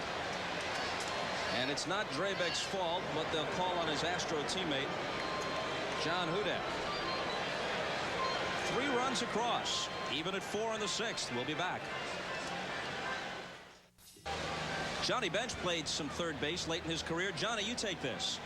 He retired by playing third base, but here's Garcia at a very late pace coming down to second base. I know Williams had a little bit of a high throw, but Garcia awfully late getting there unless he anticipated the throw to first base. From the second baseman's perspective, Joe. I agree with John. He should have been there sooner, and I think he could have jumped straight up and maybe have caught the ball. Can't defend Matt Williams as a high throw, but he could have helped his teammate out. In comes the only rookie in the game, John Hudak.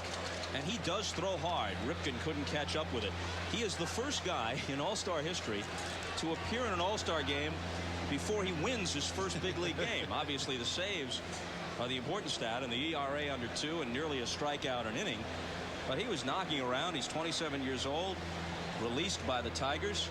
Astros pick him up. Mitch Williams falters. Boom, here he is. Closer. Called strike 0-2. I guess that begs to ask the question, how could the Tigers release a pitcher? One that makes it in the All-Star game. You know, talking with this guy yesterday, Joe, and about his philosophy with pitching. He said, I just go right at him. He said, here it is. If you can get it, go. The 0-2 to Ripken. Foul back. That's got to be the slow gun. I know he's a little better than 80. What did that say, 81? 94? Okay. That's a little more like it. I think the 81 was Piazza throwing it back.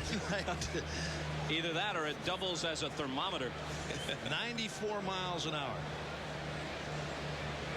Ripken's 0 for 2. MVP of the 91 All-Star game in Toronto. 2-time league MVP. The 0-2 pitch to him. Struck him out.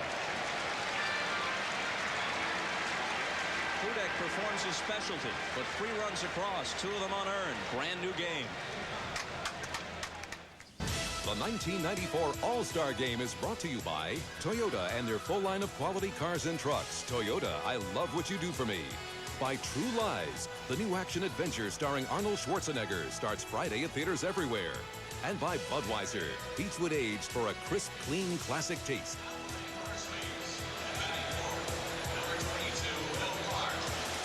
Scorecard sales are brisk at the All-Star Game. They're a souvenir, but you also need them to keep track. Only Ripken and Rodriguez remain. You got a new pitcher, Randy Johnson, a whole new outfield. Albert Bell and Kenny Lofton from the Indians in. Ruben Sierra, the lone Oakland A on the team. Will Clark replaces Frank Thomas at first. Chuck Knobloch is in for Alomar at second. Cooper of the Red Sox at third for the man who preceded him at that position in Boston, Wade Boggs, and Rodriguez remains as the catcher. Tied at 4, Randy Johnson. Who will ever forget what he did to John Kruk last year in Baltimore? John Kruk? Well, he'd like to forget it. John Kruk, not here, but his lookalike sang the national anthem. Meatloaf told me before the game, I'm here because John Kruk isn't. A ball and strike. You see Randy Johnson gets it up there in a hurry as well. 93 miles an hour on that fastball. He will go to triple digits on a good night. He'll get to 100. I wouldn't mind seeing 100 from this distance.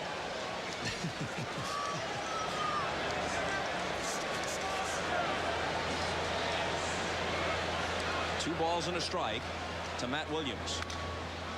And a high pop and a shallow right. Ruben Sierra is there. Joe, let's talk about this from an intimidation standpoint. The guy is 6'10".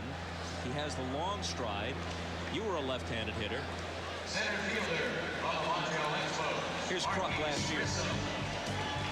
Well, Randy Johnson, of course, he doesn't have a smooth motion, first of all, so he's very intimidating. You can't pick the ball up quickly enough. Was that on purpose? I would hope not. I don't think it was. No, he throws too hard for that. Well, Kruk waved the white flag and took the K and quickly took his leave. Here's Marquise Grissom, who's in center field at this point. When you talk about intimidation, though, Bob, give you an example. Now, we'll take a look at his motion, and this motion can intimidate you because it's unorthodox. Sandy Koufax threw harder, but he was more comfortable. He was straight over the top. He didn't really intimidate you too much. He just threw the ball right by you. Johnson, too, Joe. I was just going to say, Johnson, too, one of those guys that normally left-handers have that ball that really runs. I mean, this guy throwing in the high 90s with a running fastball tailing away. He doesn't have that, though. Fastball basically straight. He'll throw a cutter once in a while, that little breaking ball right there. 2-2 to Grissom. Did guys throw at you, Uecker? Yeah, I was no different than anybody else. Guys threw at me a lot. Unfortunately, they were outfielders. I was in the bullpen. You still get thrown at them.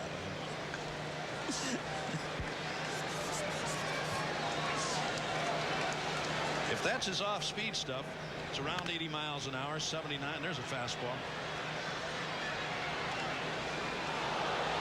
They used to talk about the average of the average fastball. A guy with average stuff, 86 to 87 miles an hour. So when you're up in the 90s, like this guy is in Uecker. Although, Joe, you know, you got to have something else. That's true, especially if your fastball is straight. This ball is sliced down the line and right and gets out of the yard. Marquise Grissom goes the opposite way, and the National League takes the lead again at 5-4.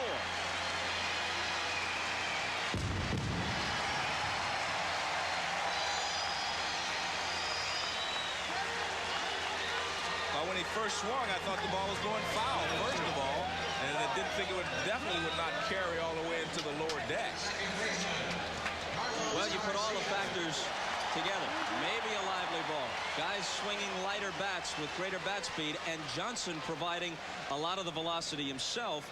You go the opposite way, make any kind of contact, it carries, and the ball is carrying tonight at Three Rivers. I didn't think that ball had any chance to go. As Joe said, I thought it was going foul. Nice easy swing by Grissom.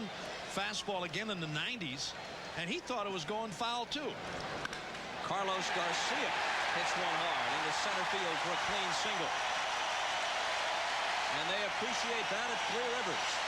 Remember, this is a franchise which had Drabek and Bonilla and Bonds and lost them all because they couldn't compete financially. If there were a poster child for revenue sharing and salary caps, the kid would be wearing a pirate hat.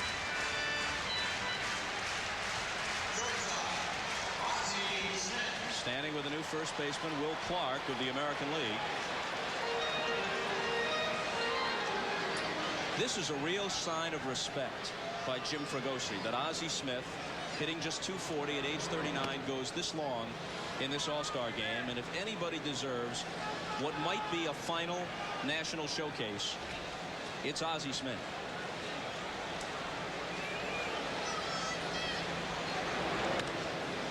But I also think Jim Fregosi can identify with Ozzie Smith very well in that he was a shortstop, and as he got up in age, he knew that he had to move to another position or out of the game. So I think he has a lot of respect for Ozzie, as you said. There goes the runner, and Ozzie fouls it off. You know, Joe, no matter how hard to get back to that thought a moment ago about Johnson and his 90-plus mile-an-hour fastball, if you don't have the breaking stuff, a little off-speed stuff to go with it, it's almost like batting practice. I don't care how hard you throw. I don't care if you throw 100. If you're sitting hard stuff all the time, and if you go up against a guy like this, if you look anything but hard stuff against him, you ought to go someplace else and play. Right. Ozzie, a switch hitter, of course, from the right side. The 1-2 pitch from Johnson. Hit hard down the line and left, and that ball is foul. What a story that would have been for Ozzie Smith, who only recently crept past your lifetime home run total, Uecker, to go deep in the All-Star game off Randy Johnson. I'm going to tell you something. Something's wrong here. There's that ball, just foul. Just foul. And he looked like he had a breaking ball, a slider off of Johnson. There it is. I mean, right on it. And just missed. Look at the odds. Stay up, baby. Stay fair, baby. Stay fair, baby. He doesn't have the good talking to it like Carlton Fisk had. Carlton Fisk would keep it fair for him. Boy, that how ball hard. Sweet would that have been? Oh, huh? man. We're in the 6th. 5-4 National League. Got him leaning, and they punch him out. Garcia says no, but John Shulock of the American League says you bet. Well, he definitely caught him leaning towards second base. It's a question of whether the throw gets there in time, and the tag is applied. Garcia dives back. Clark grabs it. And they almost have to agree with Garcia there. Well, the throw beat him, but maybe the tag didn't. No, the tag didn't beat him, but the throw definitely beat him.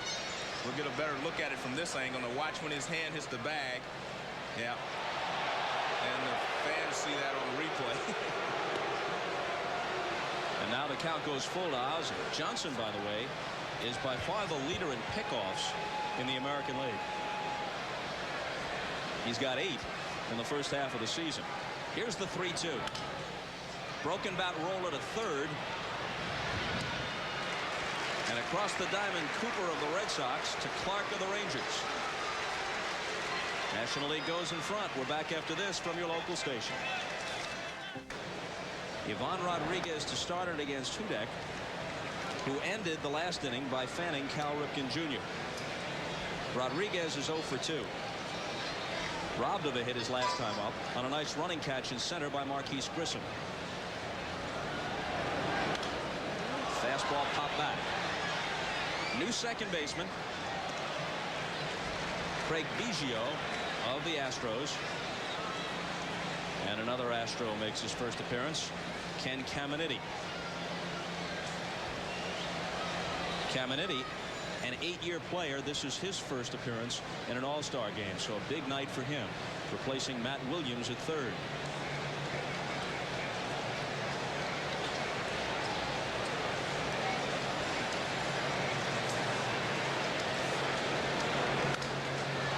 1-2. Ozzie remains at shortstop, and I wouldn't be at all surprised if Fregosi, in tribute to him, this will certainly be the last All-Star game he ever plays in a National League park. If he plays one more year, announces his retirement, and they add him to the team next year, the game will be in Texas, he might let him go all the way.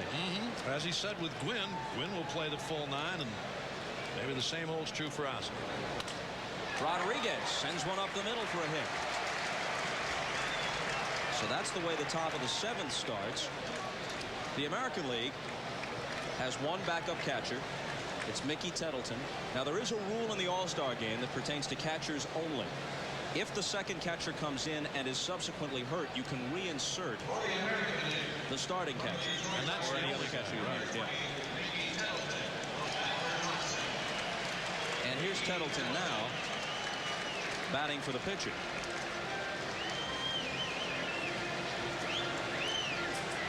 So Tettleton bats for Johnson. Knobloch is on deck.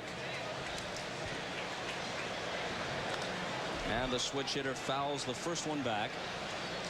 He's topped 30 home runs each of the last 3 years for Detroit. He's got 14 this year. We were talking earlier, Joe, about Barry Bonds and the way he chokes. Take a look at Tettleton. He's got the bat handle, the knob, in about the middle of his hand. Look how low he carries this thing, and then the whip action to get it up and going again. Well, they call that one finger buried. There have been a couple of players with 2 fingers buried. That's one finger underneath the knob. Willie Stargell used to get 2 fingers underneath it. You have to be awfully strong to do that. The 1-1 pitch. Look at the way Tettleton holds the bat, in a way reminiscent of Wes Covington, except Covington used to hold it higher, but also almost parallel to the ground. Tettleton's got it at about belt level, but held loosely and almost flat behind him. Well, you always got to get it started from someplace. He gets it started. I mean, he gets it started when the pitch is on the way. Maybe better start it a little sooner. A little quicker on this guy. Yeah, Uecker does not give you a lot of time to start it. Here it is again on Tettleton, that fastball. Mickey with the bat back. He gets back up on top, but the ball by him. Joe, everybody talks about the hitting theories of where you should carry the bat and how you should stride, what you should do. More often than not, it's whatever's comfortable for you. Let her go. Just have to get it into hitting position before the ball gets there. Rodriguez at first, nobody out, and this is a 3-2 pitch to Tettleton, and the runner goes, and that's ball 4. So the American League, trailing 5-4, has something going. Chuck Knobloch steps in. His dad, Ray, suffered a mild heart attack. His old high school baseball coach, a guy who played minor league ball, and here's what Chuck says about dedicating tonight's performance to him. Yeah, he was my high school coach, and he played ball himself, and he was in San Diego, and he was hoping desperately to be here tonight, and you know, he had a mild heart attack, and I just want to say get well and get better quick. There you see the batting glove. He flashed it during the introductions prior to the game, so his dad is watching from his hospital bed. He was there in person 2 years ago at the All-Star game in San Diego. Knobloch hits one toward the hole. Ozzie gets the force.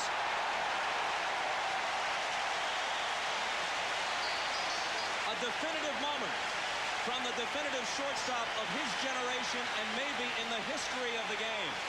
13 Gold Gloves. Well, I'm sure Bob Uecker has not seen this play very often. I've seen it quite often, Bob. It becomes almost routine the way Ozzie makes it. But no one else in baseball could make that play except Ozzie Smith. And now Fregosi heads to the mound.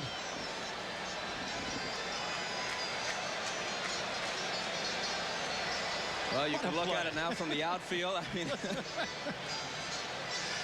you know, when Ripken talked earlier about how big and cumbersome he was, that he had to play the hitters, not this guy. Fregosi discussing with Hudek the merits of a shower at this juncture, and we'll take a break.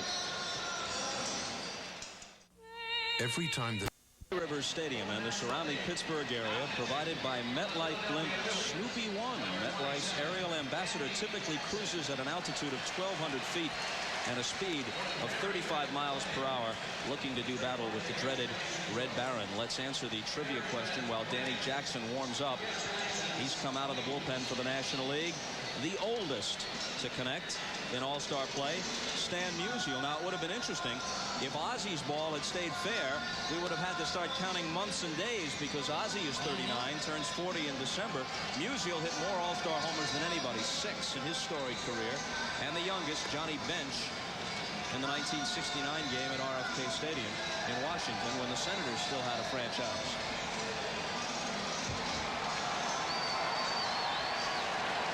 Let's go quickly to Johnny Bench. Remember that All-Star homer? I know you do. Well, I sure do. It was the year you were talking about, 1969, when Denny McClain got the dental appointment and Stottlemyre started. And the first pitch I saw, he hit for home run, and later Yastrzemski took the second, went over the fence away from me.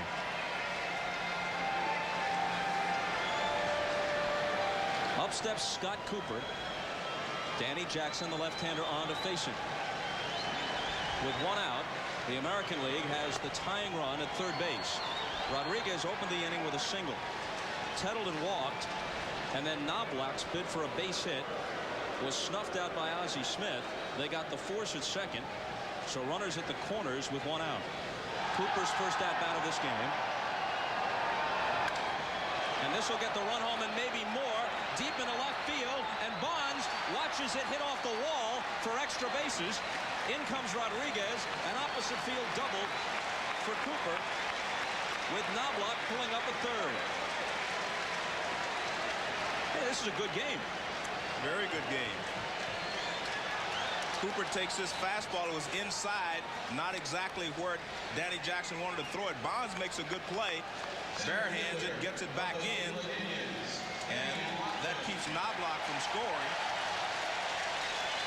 Here's a tag up there by Rodriguez. He scores easily.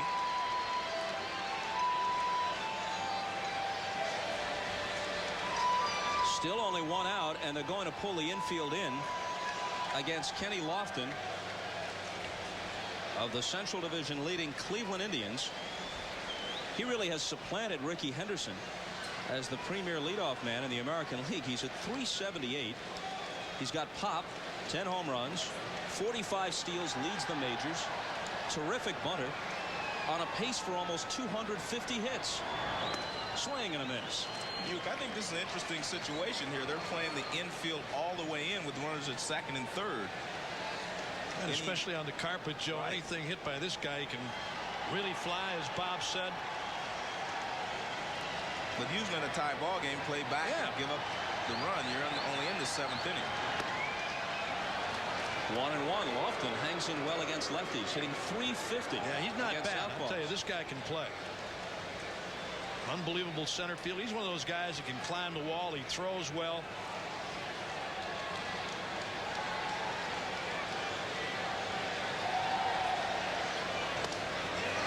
On the inside corner, 1-2. Danny Jackson was the #4 starter last year for Jim Fragosi's pennant winners, but now with injuries, Schilling hurt, Green hurt, Mulholland gone, Ben Rivera hurt.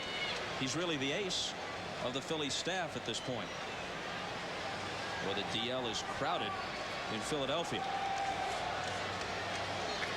The 1-2 pitch to Lofton. Lays off.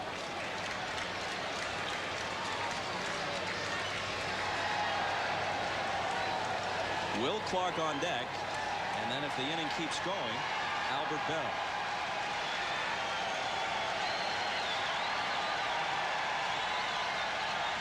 Knobloch at third, Cooper at second with one out.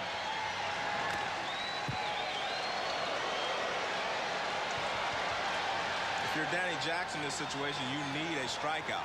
And that fastball up and in there, that was what he wanted to get the strikeout with. Joe, they play Lofton to hit the other way, but I tell you, this guy can pull. He can pull. He's strong. He can hit to right center. Bob said earlier he can bunt, but I can tell you he can pull. Another 2-2 pitch. Hit toward the hole, and with the infield in, they have no chance. One run scores.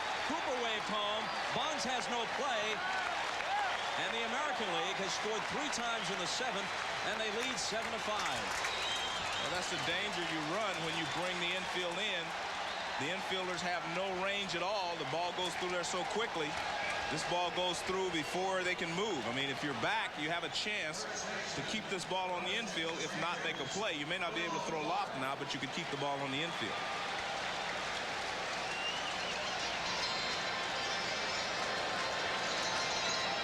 Nice piece of hitting by Lofton. A little breaking ball from Jackson out away. Took it to left field. Bonds the charge, but no play. And the Americans back on top, Bob, 7-5. Fregosi makes the logical move with the lefties do. He brings in Jackson, but 2 straight hits by left-handed hitters, Cooper and Lofton. Here's another one, Clark. Swing and a miss, and we might see Lofton run, testing Piazza's arm.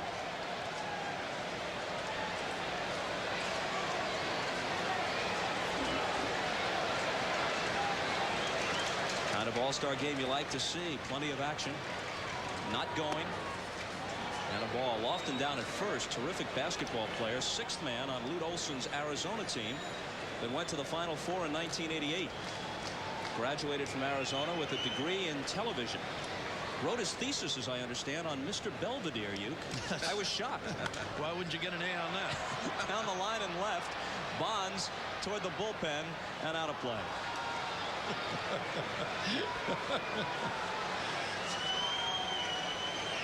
And here's a look at the 1994 Chevrolet MVP Award.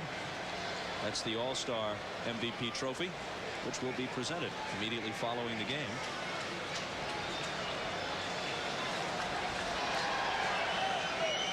A few candidates have emerged, but the game still very much in doubt. 7-5 American League.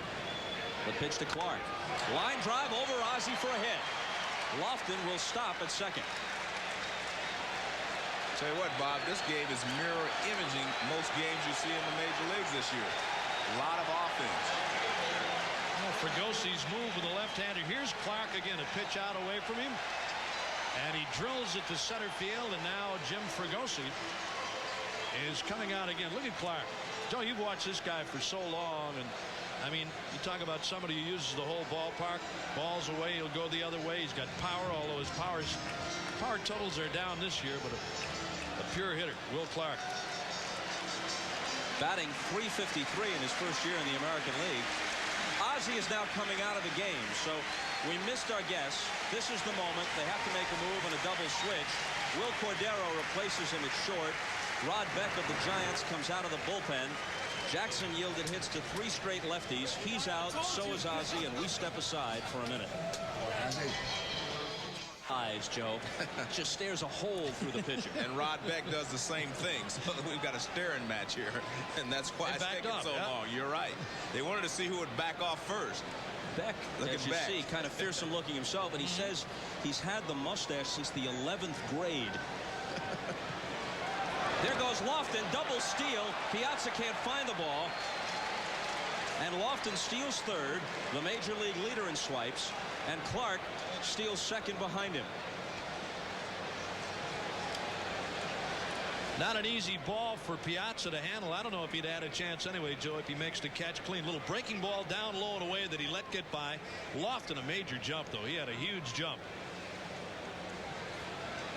Will Clark at second. There it is. Little breaking ball down and away that Piazza didn't handle cleanly. And again, I don't know if he has a shot or not. Well, they're back in the same situation. The infield in again.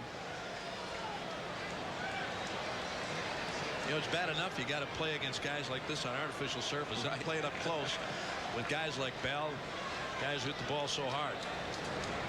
Pitch from Beck. Cordero will come to the plate. They've got Lofton with Piazza applying the tag. So that time it worked. Well, playing the infield in. You have to play the infield in now because there were 2 runs down in the 7th inning. Before it was a tie ball game. Now when you're 2 runs down, you cannot afford to let any more runs score. Cordero makes a good play, good throw, high throw, keeps it up, and Piazza applies the tag. There have been 4 hits. One of them a double and a walk in this inning. A double steal, and it would have been worse had not Ozzie Smith turned in a brilliant play at shortstop. Here is Sierra, former Ranger, now with Oakland. Bounced foul. He is the first product of the Roberto Clemente Sports City in Puerto Rico. Roberto's dream to make it not just to the big leagues, but to an All-Star game. His Oakland A's are 9 under 500, but only 3 back of Texas. In the West, the Rangers lead the West 3 under 500. Could be the first race ever where in September they talk about how many games back a team is in the win column instead of the loss column. There you see the number 21 worn by Sierra in honor of Roberto Clemente. And a pop-up back of second base, and Biggio of the Astros squeezes it. But back-to-back 3-run innings for the American League, and they're up again 7-5. Back at Three Rivers Stadium for this All-Star game. We're in the bottom of the 7th. American League leading 7-5 with Ozzie Smith. And Ozzie, it was vintage in the last inning. And it's an emotional time for you playing in this All-Star game. It is, Johnny, because this very well could be my last one as far as the National League is concerned. I plan on playing one more year. And I was kind of surprised to be here this year in that I didn't get voted in last year. And usually when you don't get voted in and you've been there 10 or 12 times, it's tough to get back. But I'd like to take the time to thank all the fans that took the time to punch my name on the ballot. Well, 2,500 hits in reach and also almost a home run tonight. I came real close. I was a tad quick. You know, when you're facing guys that you haven't faced, it's tough to know exactly what they're going to throw you. And in that particular instance, it's hard to really stay back too long on Randy Johnson because he gets the ball up there so well. But he threw me a breaking ball, and I was just out in front a little bit. On behalf of everybody, thanks for being what you are. Thank you, John. Back up to you, Bob. All right, Johnny, and here it is.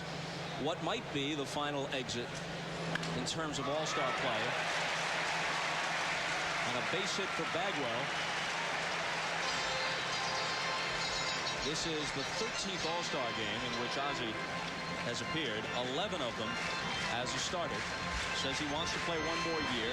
If he stays healthy, he'll get to 2,500 hits. The Hall of Fame long since a foregone conclusion. He is the best defensive shortstop that I have ever seen, and I've seen a lot of good shortstops. He's the way they'll be measured from now on, unfortunately. Yeah, that's tough, isn't it? Yeah. You know, it's one thing to be good. It's another thing to be such a joy to watch, which he was. Will Cordero now. Now here's a young shortstop with all the tools, but sometimes the concentration lapses. Obviously, he can hit, and hit with power, uncommon power for a middle infielder, but he makes too many errors at this stage of his career. I think it's a lack of concentration in the field. He concentrates in the batter's box, but sometimes he takes that out to the field with him and he's not concentrating. I tell you what, the ball jumps off of his bat as well as any of the players you've seen in this game tonight. Joe, I'll take a guy with these totals and take a chance on him defensively anytime, wouldn't you? You'd teach him to play defense. Absolutely.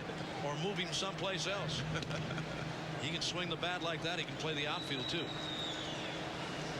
I think he's going to be a quality shortstop. He just has to cut down on his mental lapses. So Cordero takes high. We moved to the bottom of the 7th, and it kind of reminds me, if we were at Wrigley, Harry Carey ordinarily would be serenading the fans, and we want to send our best wishes to Harry, the voice of the Cubs in his 50th year in broadcasting. Had some health problems recently, had to interrupt his season, but they expect him back before the end of the month on those broadcasts on WGN. I actually thought you and Bob were going to go into that rendition of Take Me Out to the Ball Game. I can't sing, so I want to stay overnight in Pittsburgh. You know, I was talking to Phil Rizzuto before the game. He is the honorary captain. Did he answer you? The American League squad. He's going into the Hall of Fame finally. Later this month, as a matter of fact. Cordero bounces one to Ripken, who'll step on the bag and complete the double play. And you walk in the room, and Scooter says, "Hey, Uecker, I saw that Major League too." That's right. Saw it on a plane. Really liked it. You know, most of us, of course, caught it at the Cannes Film Festival, but the Scooter saw it on the plane. I got a kick out of him. He was sitting in a locker down there. I said, "Are you being punished? Come out of there." He was actually sitting inside the locker. I said, "Look, if you want me to talk to somebody and get you out of there, just ask." He's a great guy. I love the Scooter. I really do. It's to be around him and to listen to him, a pleasure. And Well-deserved, finally, in the Baseball's Hall of Fame. You remember a couple of years back, Bob, when he had that brace on his arm. He had something wrong with his hand. And we were in Yankee Stadium. He was wearing a brace on his left hand for whatever. And I asked him, I went over on the Yankee broadcast for a couple of minutes. Gwynn with a chopper, and Clark will retire Tony Gwynn, who is now 1 for 4, but hold that bad thought. story anyway. You're going to finish it, whether you like it or not. 7-5 American League. True to form, Cal Ripken doesn't even miss an inning, at least so it appears. He's 0 for 3. You know, he doesn't turn 34 until next month, so 21-31 to pass Gehrig is one thing. He could keep on going for several more years. I think they'll make him rest after he passed Lou Gehrig. Think he stops the next day? I think he will rest. Day off. Finally get that one day off he's been looking for. And that'll be it. A drive toward the gap in right center field. Gwynn in pursuit, back near the fence, and it short hops the wall. Ripken on his way to second, and he's content with a leadoff stand-up double. Well, you know the esteem in which the fans hold him, and in fact, he was second to Ken Griffey Jr. in the overall fan balloting. Ozzie got the most votes in the National League. There's his swing again on a fastball that looked to be out over the plate off of Beck in the right center field. It short hops the wall out there. Well, I tell you, really, as I said at the top of the telecast, the more I watch him and appreciate him as a player. And Joe, I know you feel the same way. To have played as long as you did and to watch this guy day in and day out and not to miss. It's truly remarkable. Rodriguez now, as the American League tries to add to a 7-5 lead in the top of the 8th against the Giants' Rod Beck. Beck all but untouchable, as the Giants won 103 last year. All-star this year, but the numbers off, Joe. Well, he's given up 9 home runs in about 30 innings. He has not pitched nearly as well this year as he did last year. He seems to be throwing a lot of fastballs in the middle of the plate, as was evident on the ball that was hit by Ripken. He is not making the quality pitches that he made last year. And you have to remember, though, he was on the disabled list for quite a while. So injuries, probably the result of that is because of the injuries. Robbie Thompson on the DL, Willie McGee. Swift and Burkett not quite what they were a year ago. Too. Yeah, they were. I tell you, they're a completely different club than I saw in Arizona this spring. Here's the 0-2 pitch. Just a bit outside, Duke. Thank you, buddy. I was wondering when you were going to get to that one. Just a bit outside. Just a bit outside. No doubt about it.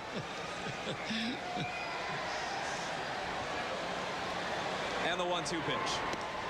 2-2. We mentioned Phil Rizzuto. Yeah, you know, I wanted to finish that story about Phil. I was over there for a little rain delay, and there are the honorary captains. That's Buck Leonard, the old Negro League star. Notice the black Lou Gehrig, first baseman for the Homestead Grays. Yes, sir, the Homestead Grays, and Phil Rizzuto. And I went over there to sit on a Yankee telecast during a little rain delay. I was with Rizzuto, and he had this little cast or splint or whatever on his wrist. He had a little sprained wrist. And I asked him in the conversation when he started training falcons. And he almost answered me. He said, wait a minute. Training falcons? What do you? I said, this thing. He said, no, I got a bad wrist.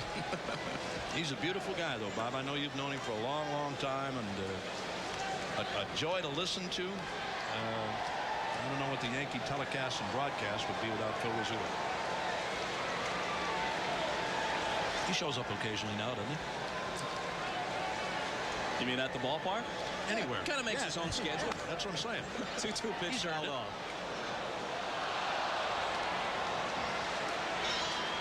That's Paul O'Neill on deck.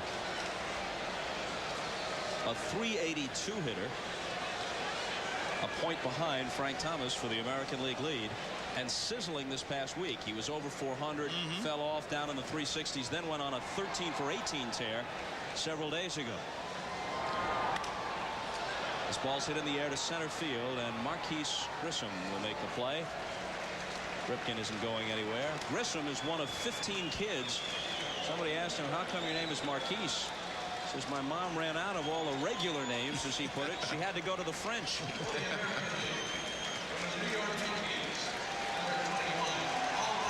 All right, here's O'Neill, who made the All-Star team once as a National Leaguer with the Reds. Wynn and Thomas are tops. But an inordinate number of guys over or around 350. I have a theory. Yes. The theory is there's not as many hard throwers in either league now as there were before. And I think that is contributing to the fact that guys are hitting for a much higher average because they can handle the breaking balls if they don't have to look for the fastball. You know, Joe, talking to Johnny Bench some time ago, there's Jimmy Key and Wade Boggs. Bench was talking about the same thing, about the lack of hard throwers, but everybody now seems to want to put movement on the ball, pitch on your fists all the time, on your knuckles, and do something without the breaking ball. Breaking ball, of course, is a mover all the time, but make the fastball run in or run away from you, cut it or whatever. With O'Neill now in the game, the only position player, according to my calculations, who hasn't gotten in for the American League is Travis Fryman of the Tigers. A mile-high pop-up. And Cordero records the second out. For the National League, we haven't seen Fred McGriff yet. Darren Fletcher, the backup catcher. No Moises Alou yet. Jeff Conine of the Marlins hasn't appeared. There's Alou.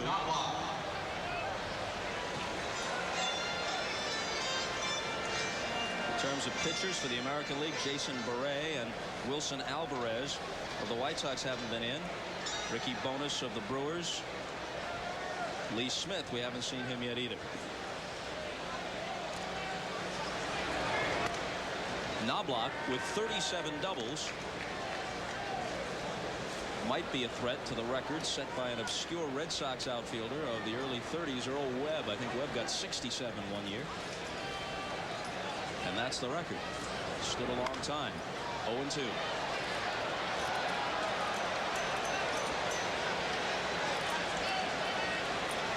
Knobloch's 0 for 1, robbed of a hit on Ozzie Smith's diving backhand stop in the 7th inning. 7-5 American League. They've got 12 hits, 5-9-1, and the error was costly for the National League. Outside, 1-2.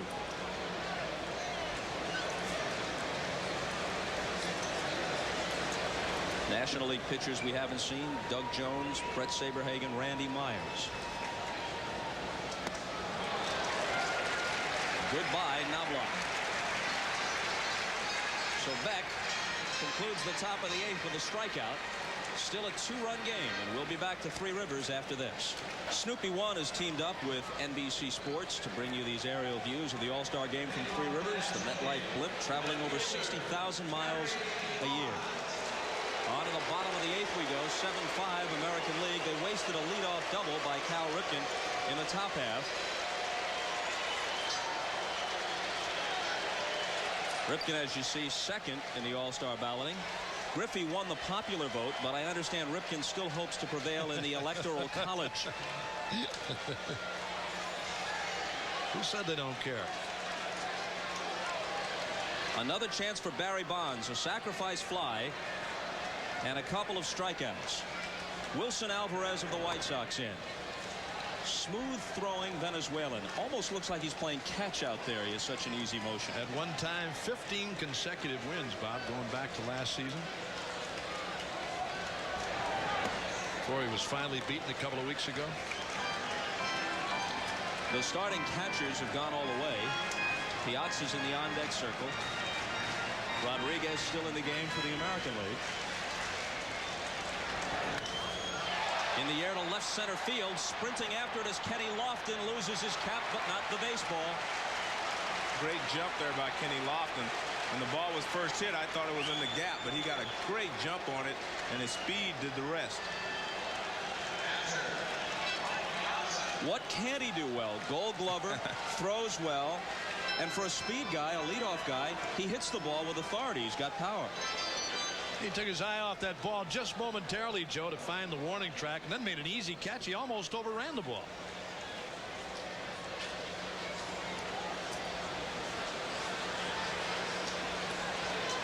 And Piazza 1 for 3. In there for a strike from Alvarez. Ken Caminiti of the Astros on deck.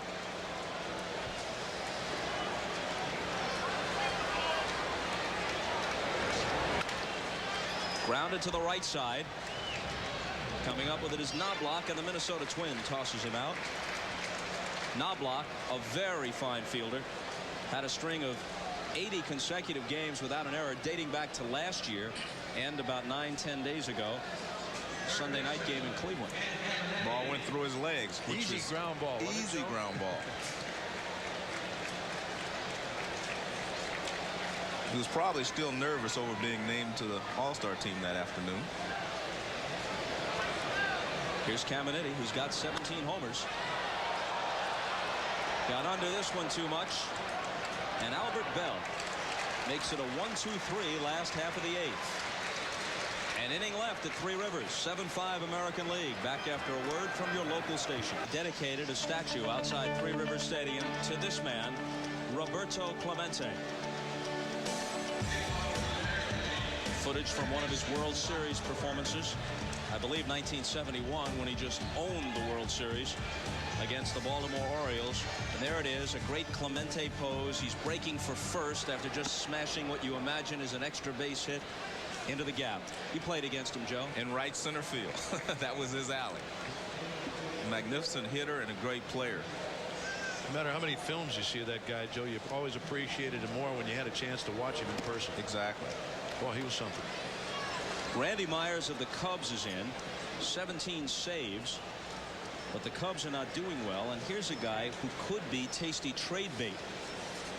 But with the strike looming and with realignment giving even mediocre teams the idea that they have a chance to stay in the race, I think you will see fewer of the sort of late season deal that Pat Gillick became a master of with Toronto, where a contender picks up a veteran guy in return for prospects late in the year. He's behind Cooper 3-0, and Scott swings at the 3-0 pitch and bounces out to Biggio. Down to the American League dugout, where Hannah Storm holds fourth. I'm here with a guy that loves to tout the superiority of the American League. You're close to winning your 7th straight, but you guys usually do it with power. Are you surprised you're getting it done with a lot of singles and doubles? Well, I mean, it's a big ballpark for us. We're not used to it, but you know, we got to win, and you know, we got to do it some way, and singles and doubles are the key right now. Now, you grew up about an hour from here, Donora, Pennsylvania. You know, you had about 40 family members. Are you happy with the way you're able to perform in front of them? Yeah, I was a little nervous because I've never played, you know, that many family members. Usually it's about 10 or 12, but to have my uncles who've never seen me play before was really exciting for me. I know one of those uncles used to think he could strike you out, but no more. No, he still thinks he can. All right, back to you, Bob. Thanks, Hannah. Here's Lofton at the plate. A single, a pair of RBIs, a stolen base in his only plate appearance. Also made a fine running catch in the outfield. Kind of amazing to think that Ken Griffey Jr. might wind up as only the 2nd best player to come out of Donora, Pennsylvania. But that's the hometown of Stan the Man. 1-2. In fact, Musial told me he played basketball and baseball in high school in the 30s with Ken Griffey Jr.'s grandfather. He made the right choice.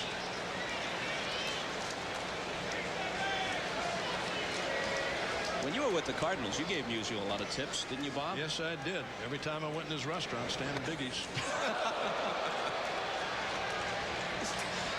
Lofton's bat goes flying toward first. He goes walking toward the dugout, fanned by Myers.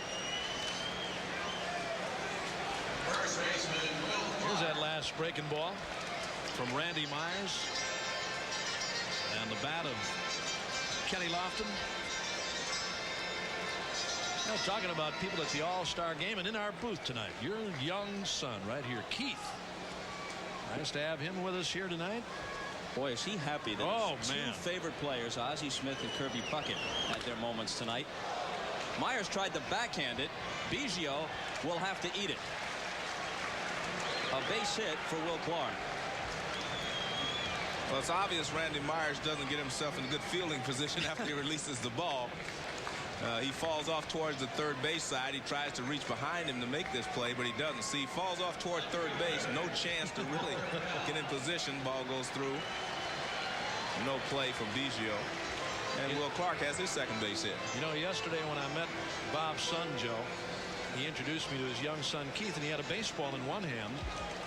And I shook his hand, and as I shook his hand, the ball fell out of his hand. I mean, it was very disturbing for me. I mean, the kid touched me, and he dropped the ball right away. Your aura rubs off. I don't know what it is. Bell goes to the opposite field. Gwynn lost it momentarily. It appeared in the lights, but he tucks it away. Last chance for the National League.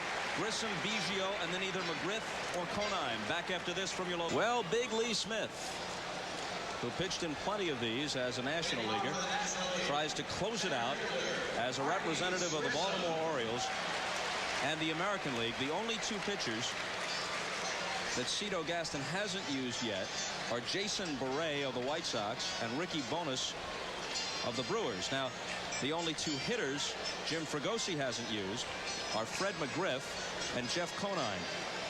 It'll be Grissom, Biggio, and then one of the two, my guess would be McGriff. And both managers, in talking to them before the game, Bob explained that, especially Gaston, saying he was going to go tell the players who probably wouldn't play that there may not be a chance for them to get in the game. Apologize and say, hey, if I can't get you in the game, don't take it the wrong way. As did Jim Fregosi. Marquise Grissom had an opposite field home run off Randy Johnson back in the 6th that gave the National League a brief 5-4 lead. But in the 7th, the American League scored 3. Nothing since then. 7-5 Americans. They've got 13 hits. The Nationals have 9. And a costly error by Matt Williams overthrowing Carlos Garcia at second led to 2 unearned runs, although Garcia was late covering the bag. The American League trying to nail down their 7th consecutive win in a series once dominated by the National League. The Nationals lead at 37-26 with 1 tie. Oh, major gas. Find out what that fastball was. Smith reaching back for a little extra that time. Here's another guy, Joe. I mean, every once in a while you're going to throw you a little something off speed, but basically here it is, and he's been that way throughout his career. Here's that last fastball. Grissom right through it. 2-2.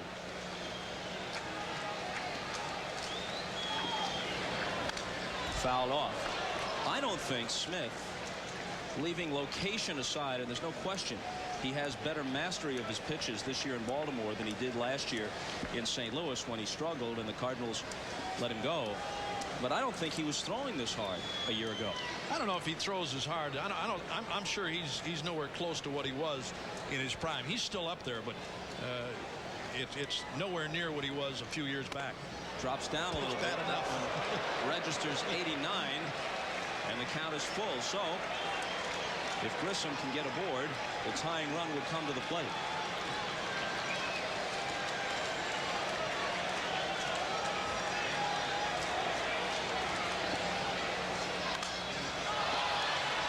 He hangs in.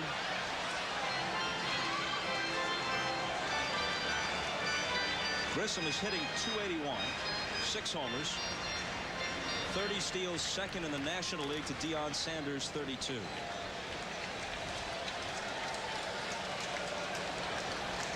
Fregosi, who played in 6 All-Star games with the Angels. Gaston played in 1 as a Padre.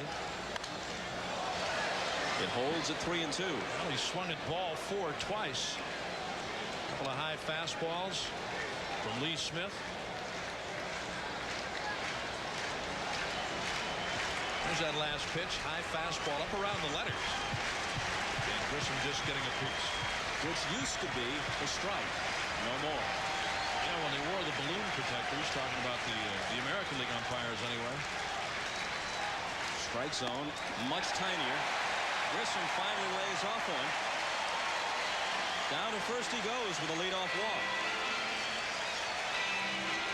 Well, in his last appearance before the All-Star break, Lee Smith gave up a home run to lose the ball game. And here's the high fastball, just too high, and Grissom lays off.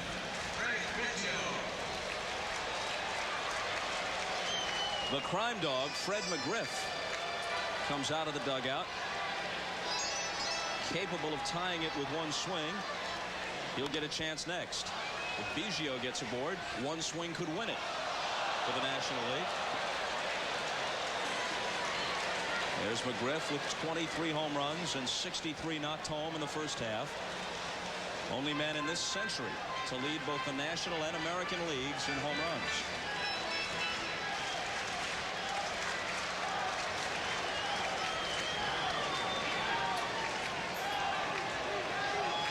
Biggio, as Grissom is chased back, is hitting .320. He's stolen 25 bases. Hard to believe he began his career as a catcher. They had to get him out from behind the plate with his speed and his bat. 0-2. And that's what Lee Smith does now. He will paint the outside corner with a breaking ball, whereas in the past he really just overpowered the hitters. And I think he needed the change to go to the American League. That is more of a breaking ball league, whereas in the National League he still wanted to overpower the hitters.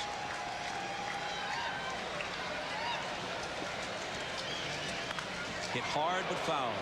It's one of those hanging breaking balls right there, Joe, or a cut fastball. But as you said, he'll throw the breaking stuff now. Every once in a while a changeup, but he tries to paint on you. Here it is one more time. That looks like a splitter. That's exactly what it is. Split-fingered fastball. Hardly any rotation on the ball, and Biggio out in front of it and ripped it foul.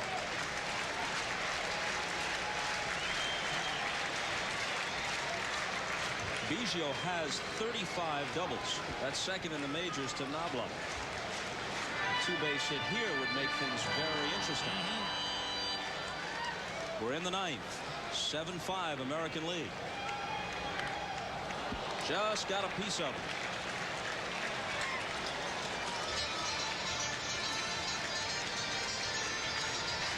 Cito 4 division titles, 2 world titles with the Blue Jays, but hard times this year. Hard to believe the defending pennant winners, each well under 500 at the midpoint. That's amazing, Bob. It really is. Look at that Toronto ball club. Again on 0-2. And again he hangs in.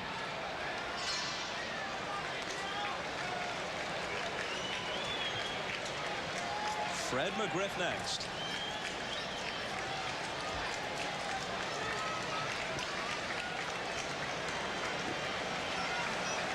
Fregosi told us before the game he wanted to save McGriff for a late inning situation.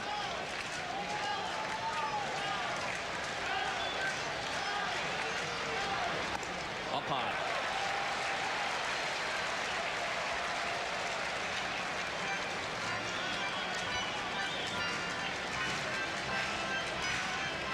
He had Jeffries and he had Bagwell, so he couldn't really work McGriff in the field. Speaking of Fregosi, had to give Jeffries and Bagwell their turns at bat. But now it'll be McGriff in the ninth, in the clutch. The 1-2 pitch. 2-2 to Biggio. You know, Joe, in difference to Smith a few years back, when he reached back, he ain't worried about painting the corners. Here he's trying to hit the outside, and he missed off the outside corner. But years ago, a couple of years back, when this guy had the good fastball, there was no messing around. It was, here it is, go get it. And he steps off. Big Lee at age 36. Leading the American League in saves. In fact, leading the majors. And that one also makes the seats. Well, as intimidating as Lee Smith is with his size and with the great fastball, though, he never really intimidated the hitters. He didn't knock anyone down, 0-2. He basically would come inside, but he didn't knock very many people down, so he's done it straight-laced. Terrific at bat for Biggio. It really is. Smith is throwing him everything so far. The splitter, fastball, off speed. He smacks it down at third. Cooper comes up with it. Safe at first. Biggio keeps them out of the double play, and not many right-handed hitters would have beaten that because the ball was smoked down at Cooper. I was still a little surprised that he beat it, but watch now. What happens here is watch Cooper. He takes one extra step there. That's where he lost the double play. But again, real good hustle there by Biggio. He beats the play at first base. But most right-handed hitters, you're right, would have been out on this. They turn it very well. Good hustle by Biggio. Knobloch. Grissom puts a little pressure on him, but he gets off a good throw.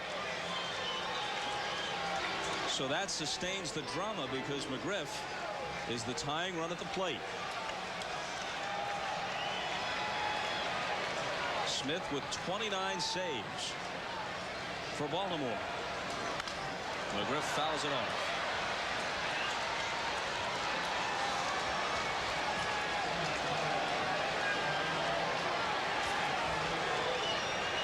Well, Cito has played it according to plan. He's got his closer in there. And Fragosi's got his man too, Bob. Fragosi trying to stave off the 7th consecutive National League defeat. 1 on 1 out, the 0-1 pitch. Smith's 29 saves leads the American League by 10. Rick Aguilera has 19. He's second best. But Bob, you must wonder at age 36, can he keep this up for an entire season? And Baltimore is going to need him down the stretch if we play the entire season. So that's something you have to be aware of if you're the Orioles. The 0-2 to McGriff.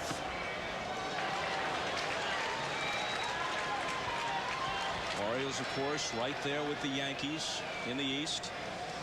Cleveland and Chicago close in the Central. White Sox have won 6 straight. With a possibility of a strike looming, the series right after the break between Cleveland and Chicago takes on urgency. Players remember the split season of '81.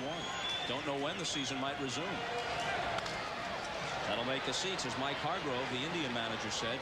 We've got to play all these games as if it was September. You might see some strange things. Absolutely. Guys going on 3 days rest and whatever else as the strike date looms. And that's been much of the talk here, along with all of the celebrating that's gone on with the All-Star game. I'm a little bit surprised that Biggio doesn't take second base because they're not holding him on, and he can at least stay out of the double play. Will Clark way behind him, and Biggio's very good base stealer. There he goes. And the ball is skied to left center field. Lofton goes back. Lofton to the fence. She's gone!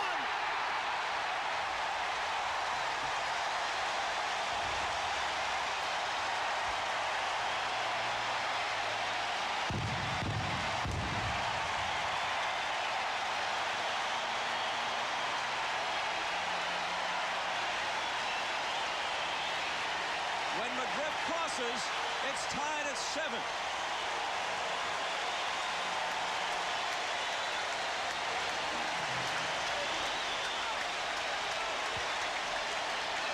great thing about Freddie McGriff, if you throw the ball away from him, he will go the other way, and he can drive it out of the ballpark. Not a bad pitch from Lee Smith, down and out over the plate, but Freddie McGriff drives it over the left center field wall.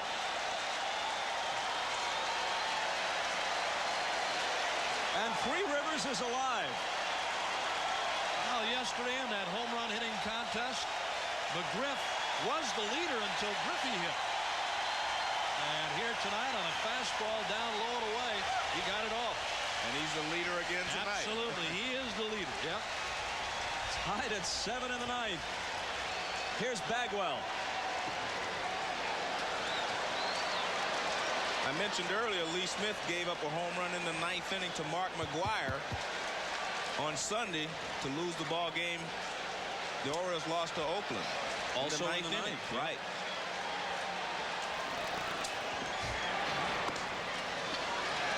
Oh, and 2 to Bagwell, who had a single his last time up.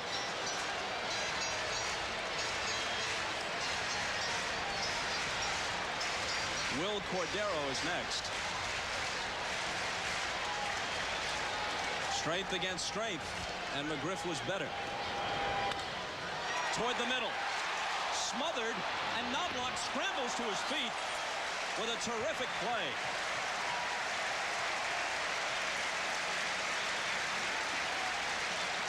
Great play by Knobloch, Joe. Very good play. This is the toughest play for a second baseman, anything to your right. But watch how quickly he gets up after he makes the stop. No contest at first base either. Look, he gets up very quickly, gets rid of the ball, gets Bagwell by about 5 steps. Excellent play here by Knobloch. He plays on AstroTurf, so he knows how to play AstroTurf, and that's an excellent play there. Cordero. Now, unless the National League scores here with 2 outs in the bottom of the ninth, we're looking at an interesting situation. The managers rightly try to get everybody in. Now the benches are depleted. This is a non-DH game in the National League Park.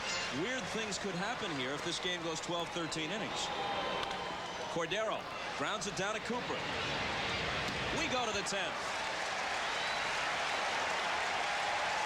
McGriff kept it alive. The 65th All-Star game is tied at 7.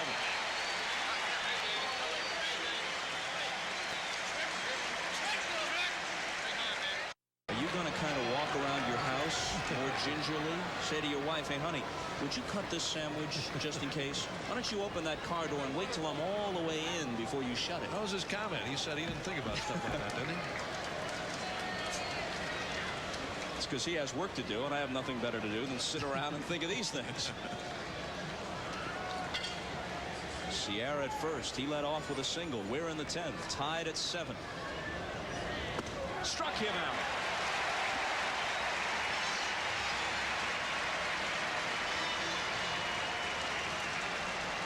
Good fastball from Jones. He got Ripken looking for the off-speed stuff and threw a fastball right by him. About 84 miles an hour. They were talking about Greg Maddux not throwing that hard, but he said if a car's coming at you at 85 or 90, you really can't tell the difference. So if you set him up with the changeup, that 84-mile-an-hour fastball looks like the 90-mile-an-hour fastball. And now here's Rodriguez. He and Ripken have gone the distance. He's 1 for 4. From Vega Baja, Puerto Rico. And Fryman is on deck.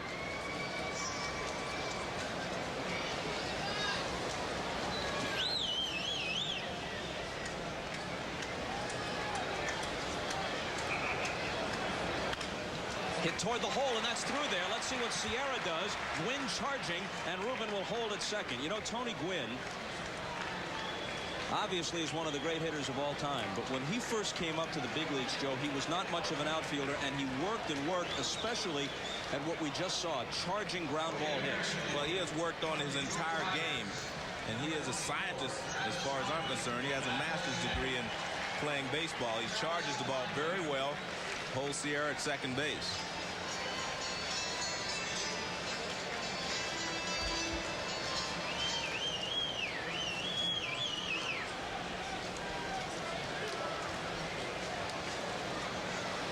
So here's Fryman, the last hitter on Cito Gaston's bench.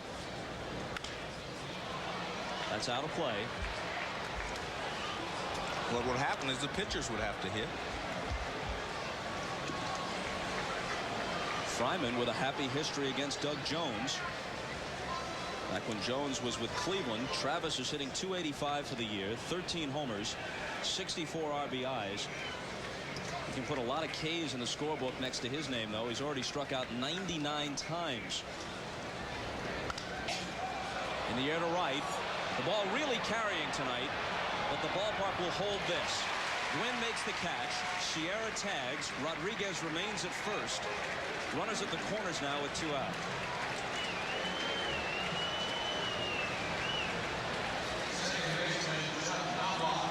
I talked about managers having to be more aggressive in these situations because they're running out of players.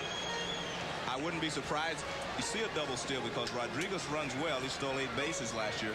And Sierra runs well from third. A double steal after 2 strikes might be in order here. Knobloch, the hitter, 0 for 2. Grounded to short, struck out. Well, this guy, no matter what he does, Joe, talking about Doug Jones, as I said before, he's got a great changeup, but he likes to pitch inside, too. He's one of those guys, despite the fact that he's not a hard thrower, he's not afraid to challenge, afraid to come inside. So Fryman hit for Smith. Beret was throwing. We'll see him in the bottom of the 10th.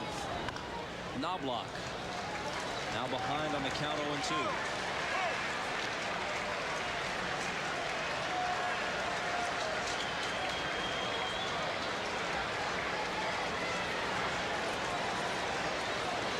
Well, Joe, it's long been your theory that maybe unlike 20 years ago, all-star games are decided by the bench, not so much as the starters these days. And that's exactly what is happening here tonight. Threw it by him. His second strikeout of the inning. 2 hits for the American League, but they strand 2 to the bottom of the 10th after these messages from your local station. Back we go 27 years. Anaheim, July of 1967. Tony Perez takes Catfish Hunter deep. And it's the deciding blow in the longest all-star game in history. It went 15 innings. Now, the rules do provide that once a game is in extra innings, a pitcher can work more than 3. They're limited to 3 within a regulation game. There's Tony Perez. And his wife, Patuca. Major League Baseball International broadcasting the game to over 60 million people in 139 countries in 8 languages, including Spanish, of course, and Tony is handling those duties. Another Tony, Gwynn to start it. Moises Alou next, and then Darren Fletcher. Jason Bray now. White Sox right-hander on. Gwynn has a double in 4 trips. Breaking ball in there. Bray pitched 5 1/3 on Saturday in his last outing. So he's on 2 days rest here. 9-2, ERA 3.56. Chopped over the mound. They'll have no play, even if Knobloch could have flagged it down, which he couldn't. So Gwynn is 2 for 5, which in a sense is a typical night. And that's why 400. That's why Tony Gwynn is such a good hitter, though. Beret was ahead of him, makes a good pitch, and watch me, just hits this with nothing but hands. There's a curveball breaking down. Look at it, he just reaches out, chops it back through the middle. Base hit. Tony Gwynn hitting .383 entering the game. His single season high was .370 in 1987. He's a career .332 hitter, counting the first half of this season. Wade Boggs' highest lifetime batting average, .335, so Gwynn is close. Moises Alou. Fastball up and away. Kind of hard thrower, Jason Bray, with a good breaking ball. Although the breaking, as you said, Joe, the breaking ball that Gwynn hit, not a bad pitch. No. 0-2 curveball. Alou is pretty much a first ball hitter. The first strike he sees, he will be hacking. First at bat of the night for him. Swinging a drive into the gap in left center field. And up against the fence. This could do it. Being waved home is Gwynn. They got a play to Rodriguez. Safe. Safe. And the 6-game drought is over for the National League.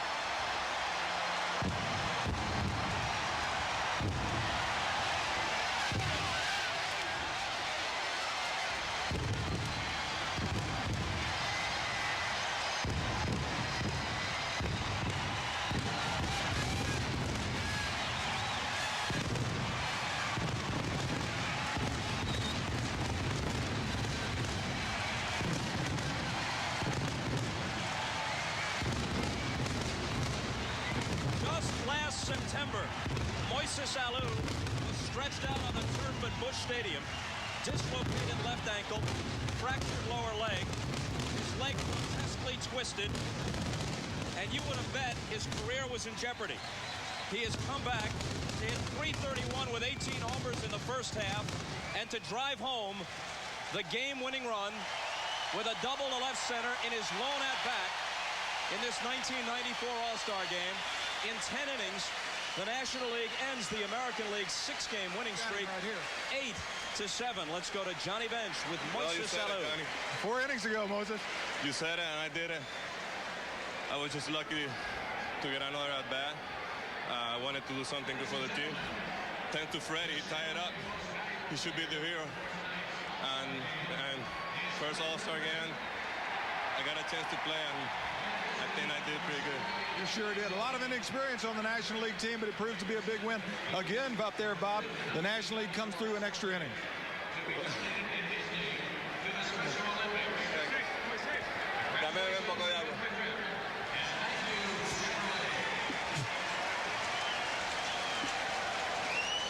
the base of the wall on the fly. Albert Bell's relay to Ripken, and Ripken's throw right on the money to Rodriguez couldn't have been much closer. They might have had him, but Paul Runge was right there. Here's another angle. Now we get another look at it, but how about the coaching job of Jimmy Leland at third? He never stopped him. And a perfect relay throw by Ripken. They knew they had a play on him. Here's Gwynn. We get a different angle. And he's in there. He's in there. Absolutely. Great call by Runge. Absolutely. From that angle, you could see the tag was high on the legs. So even though the ball beat him, Rodriguez can't get it down. He's in right there. Gwynn is in there. Absolutely. Yep. Yep. Well, just a moment ago, Joe, you said the National League should become more aggressive. Nobody out after Gwynn opened the inning with a single, and Jimmy Leland did not hesitate. He waved him home. Well, you're running out of players. You have to do something. Let's go to Greg Gumbel.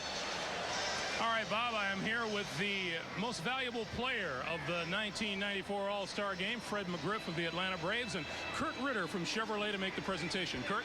Well, Fred, there are home runs, and then there are home runs. I'm sure you'll remember that one forever. On behalf of Chevrolet and all of our dealers across Canada and the United States, I'd like to present you with a Chevrolet MVP trophy. Appreciate it. Thank you. As well, we'll be donating in your name an Astro van to the Special Olympics. Once again, congratulations. Thank you. Fred, the hour is late, but there can't be a more dramatic home run than the one you hit to tie the game in the 9th inning, and you haven't been able to stop smiling since you got over here. Tell me your feelings. Oh, well, at first I was just hoping I'd get at bat. You know, it was getting late, and Fergosi hadn't called on me yet, so I'm like, man, I got to get at bat, and then I finally get at bat, and I'm telling myself, be aggressive, you know, take your hacks, you know, and Lee threw me a fastball down and away, and I hit it out. Congratulations. They're laughing and smiling, I'm sure, down in Atlanta as the National League, Bob, has broken a 6-game losing streak. Back to you. Moises Alou, who began his career in Pittsburgh before being traded to Montreal for Zane Smith, wins it after Fred McGriff had tied it in the 9th with the 2-run pinch homer off Lee Smith. Gwynn singled and scored the winner. Driven home by Alou. Doug Jones the winner. Beret the loser. Later tonight on NBC, join us for The Tonight Show with Jay Leno, followed by Late Night with Conan O'Brien, and later with Greg Kinnear. That's all coming up next, except on the West Coast, and it comes up after your local news. For Bob Uecker, Joe Morgan, Greg Gumbel, Hannah Storm, and Johnny Bench, I'm Bob Costas. So long from Three Rivers Stadium in Pittsburgh. The Nationals finally break through. They win it 8-7. Good night.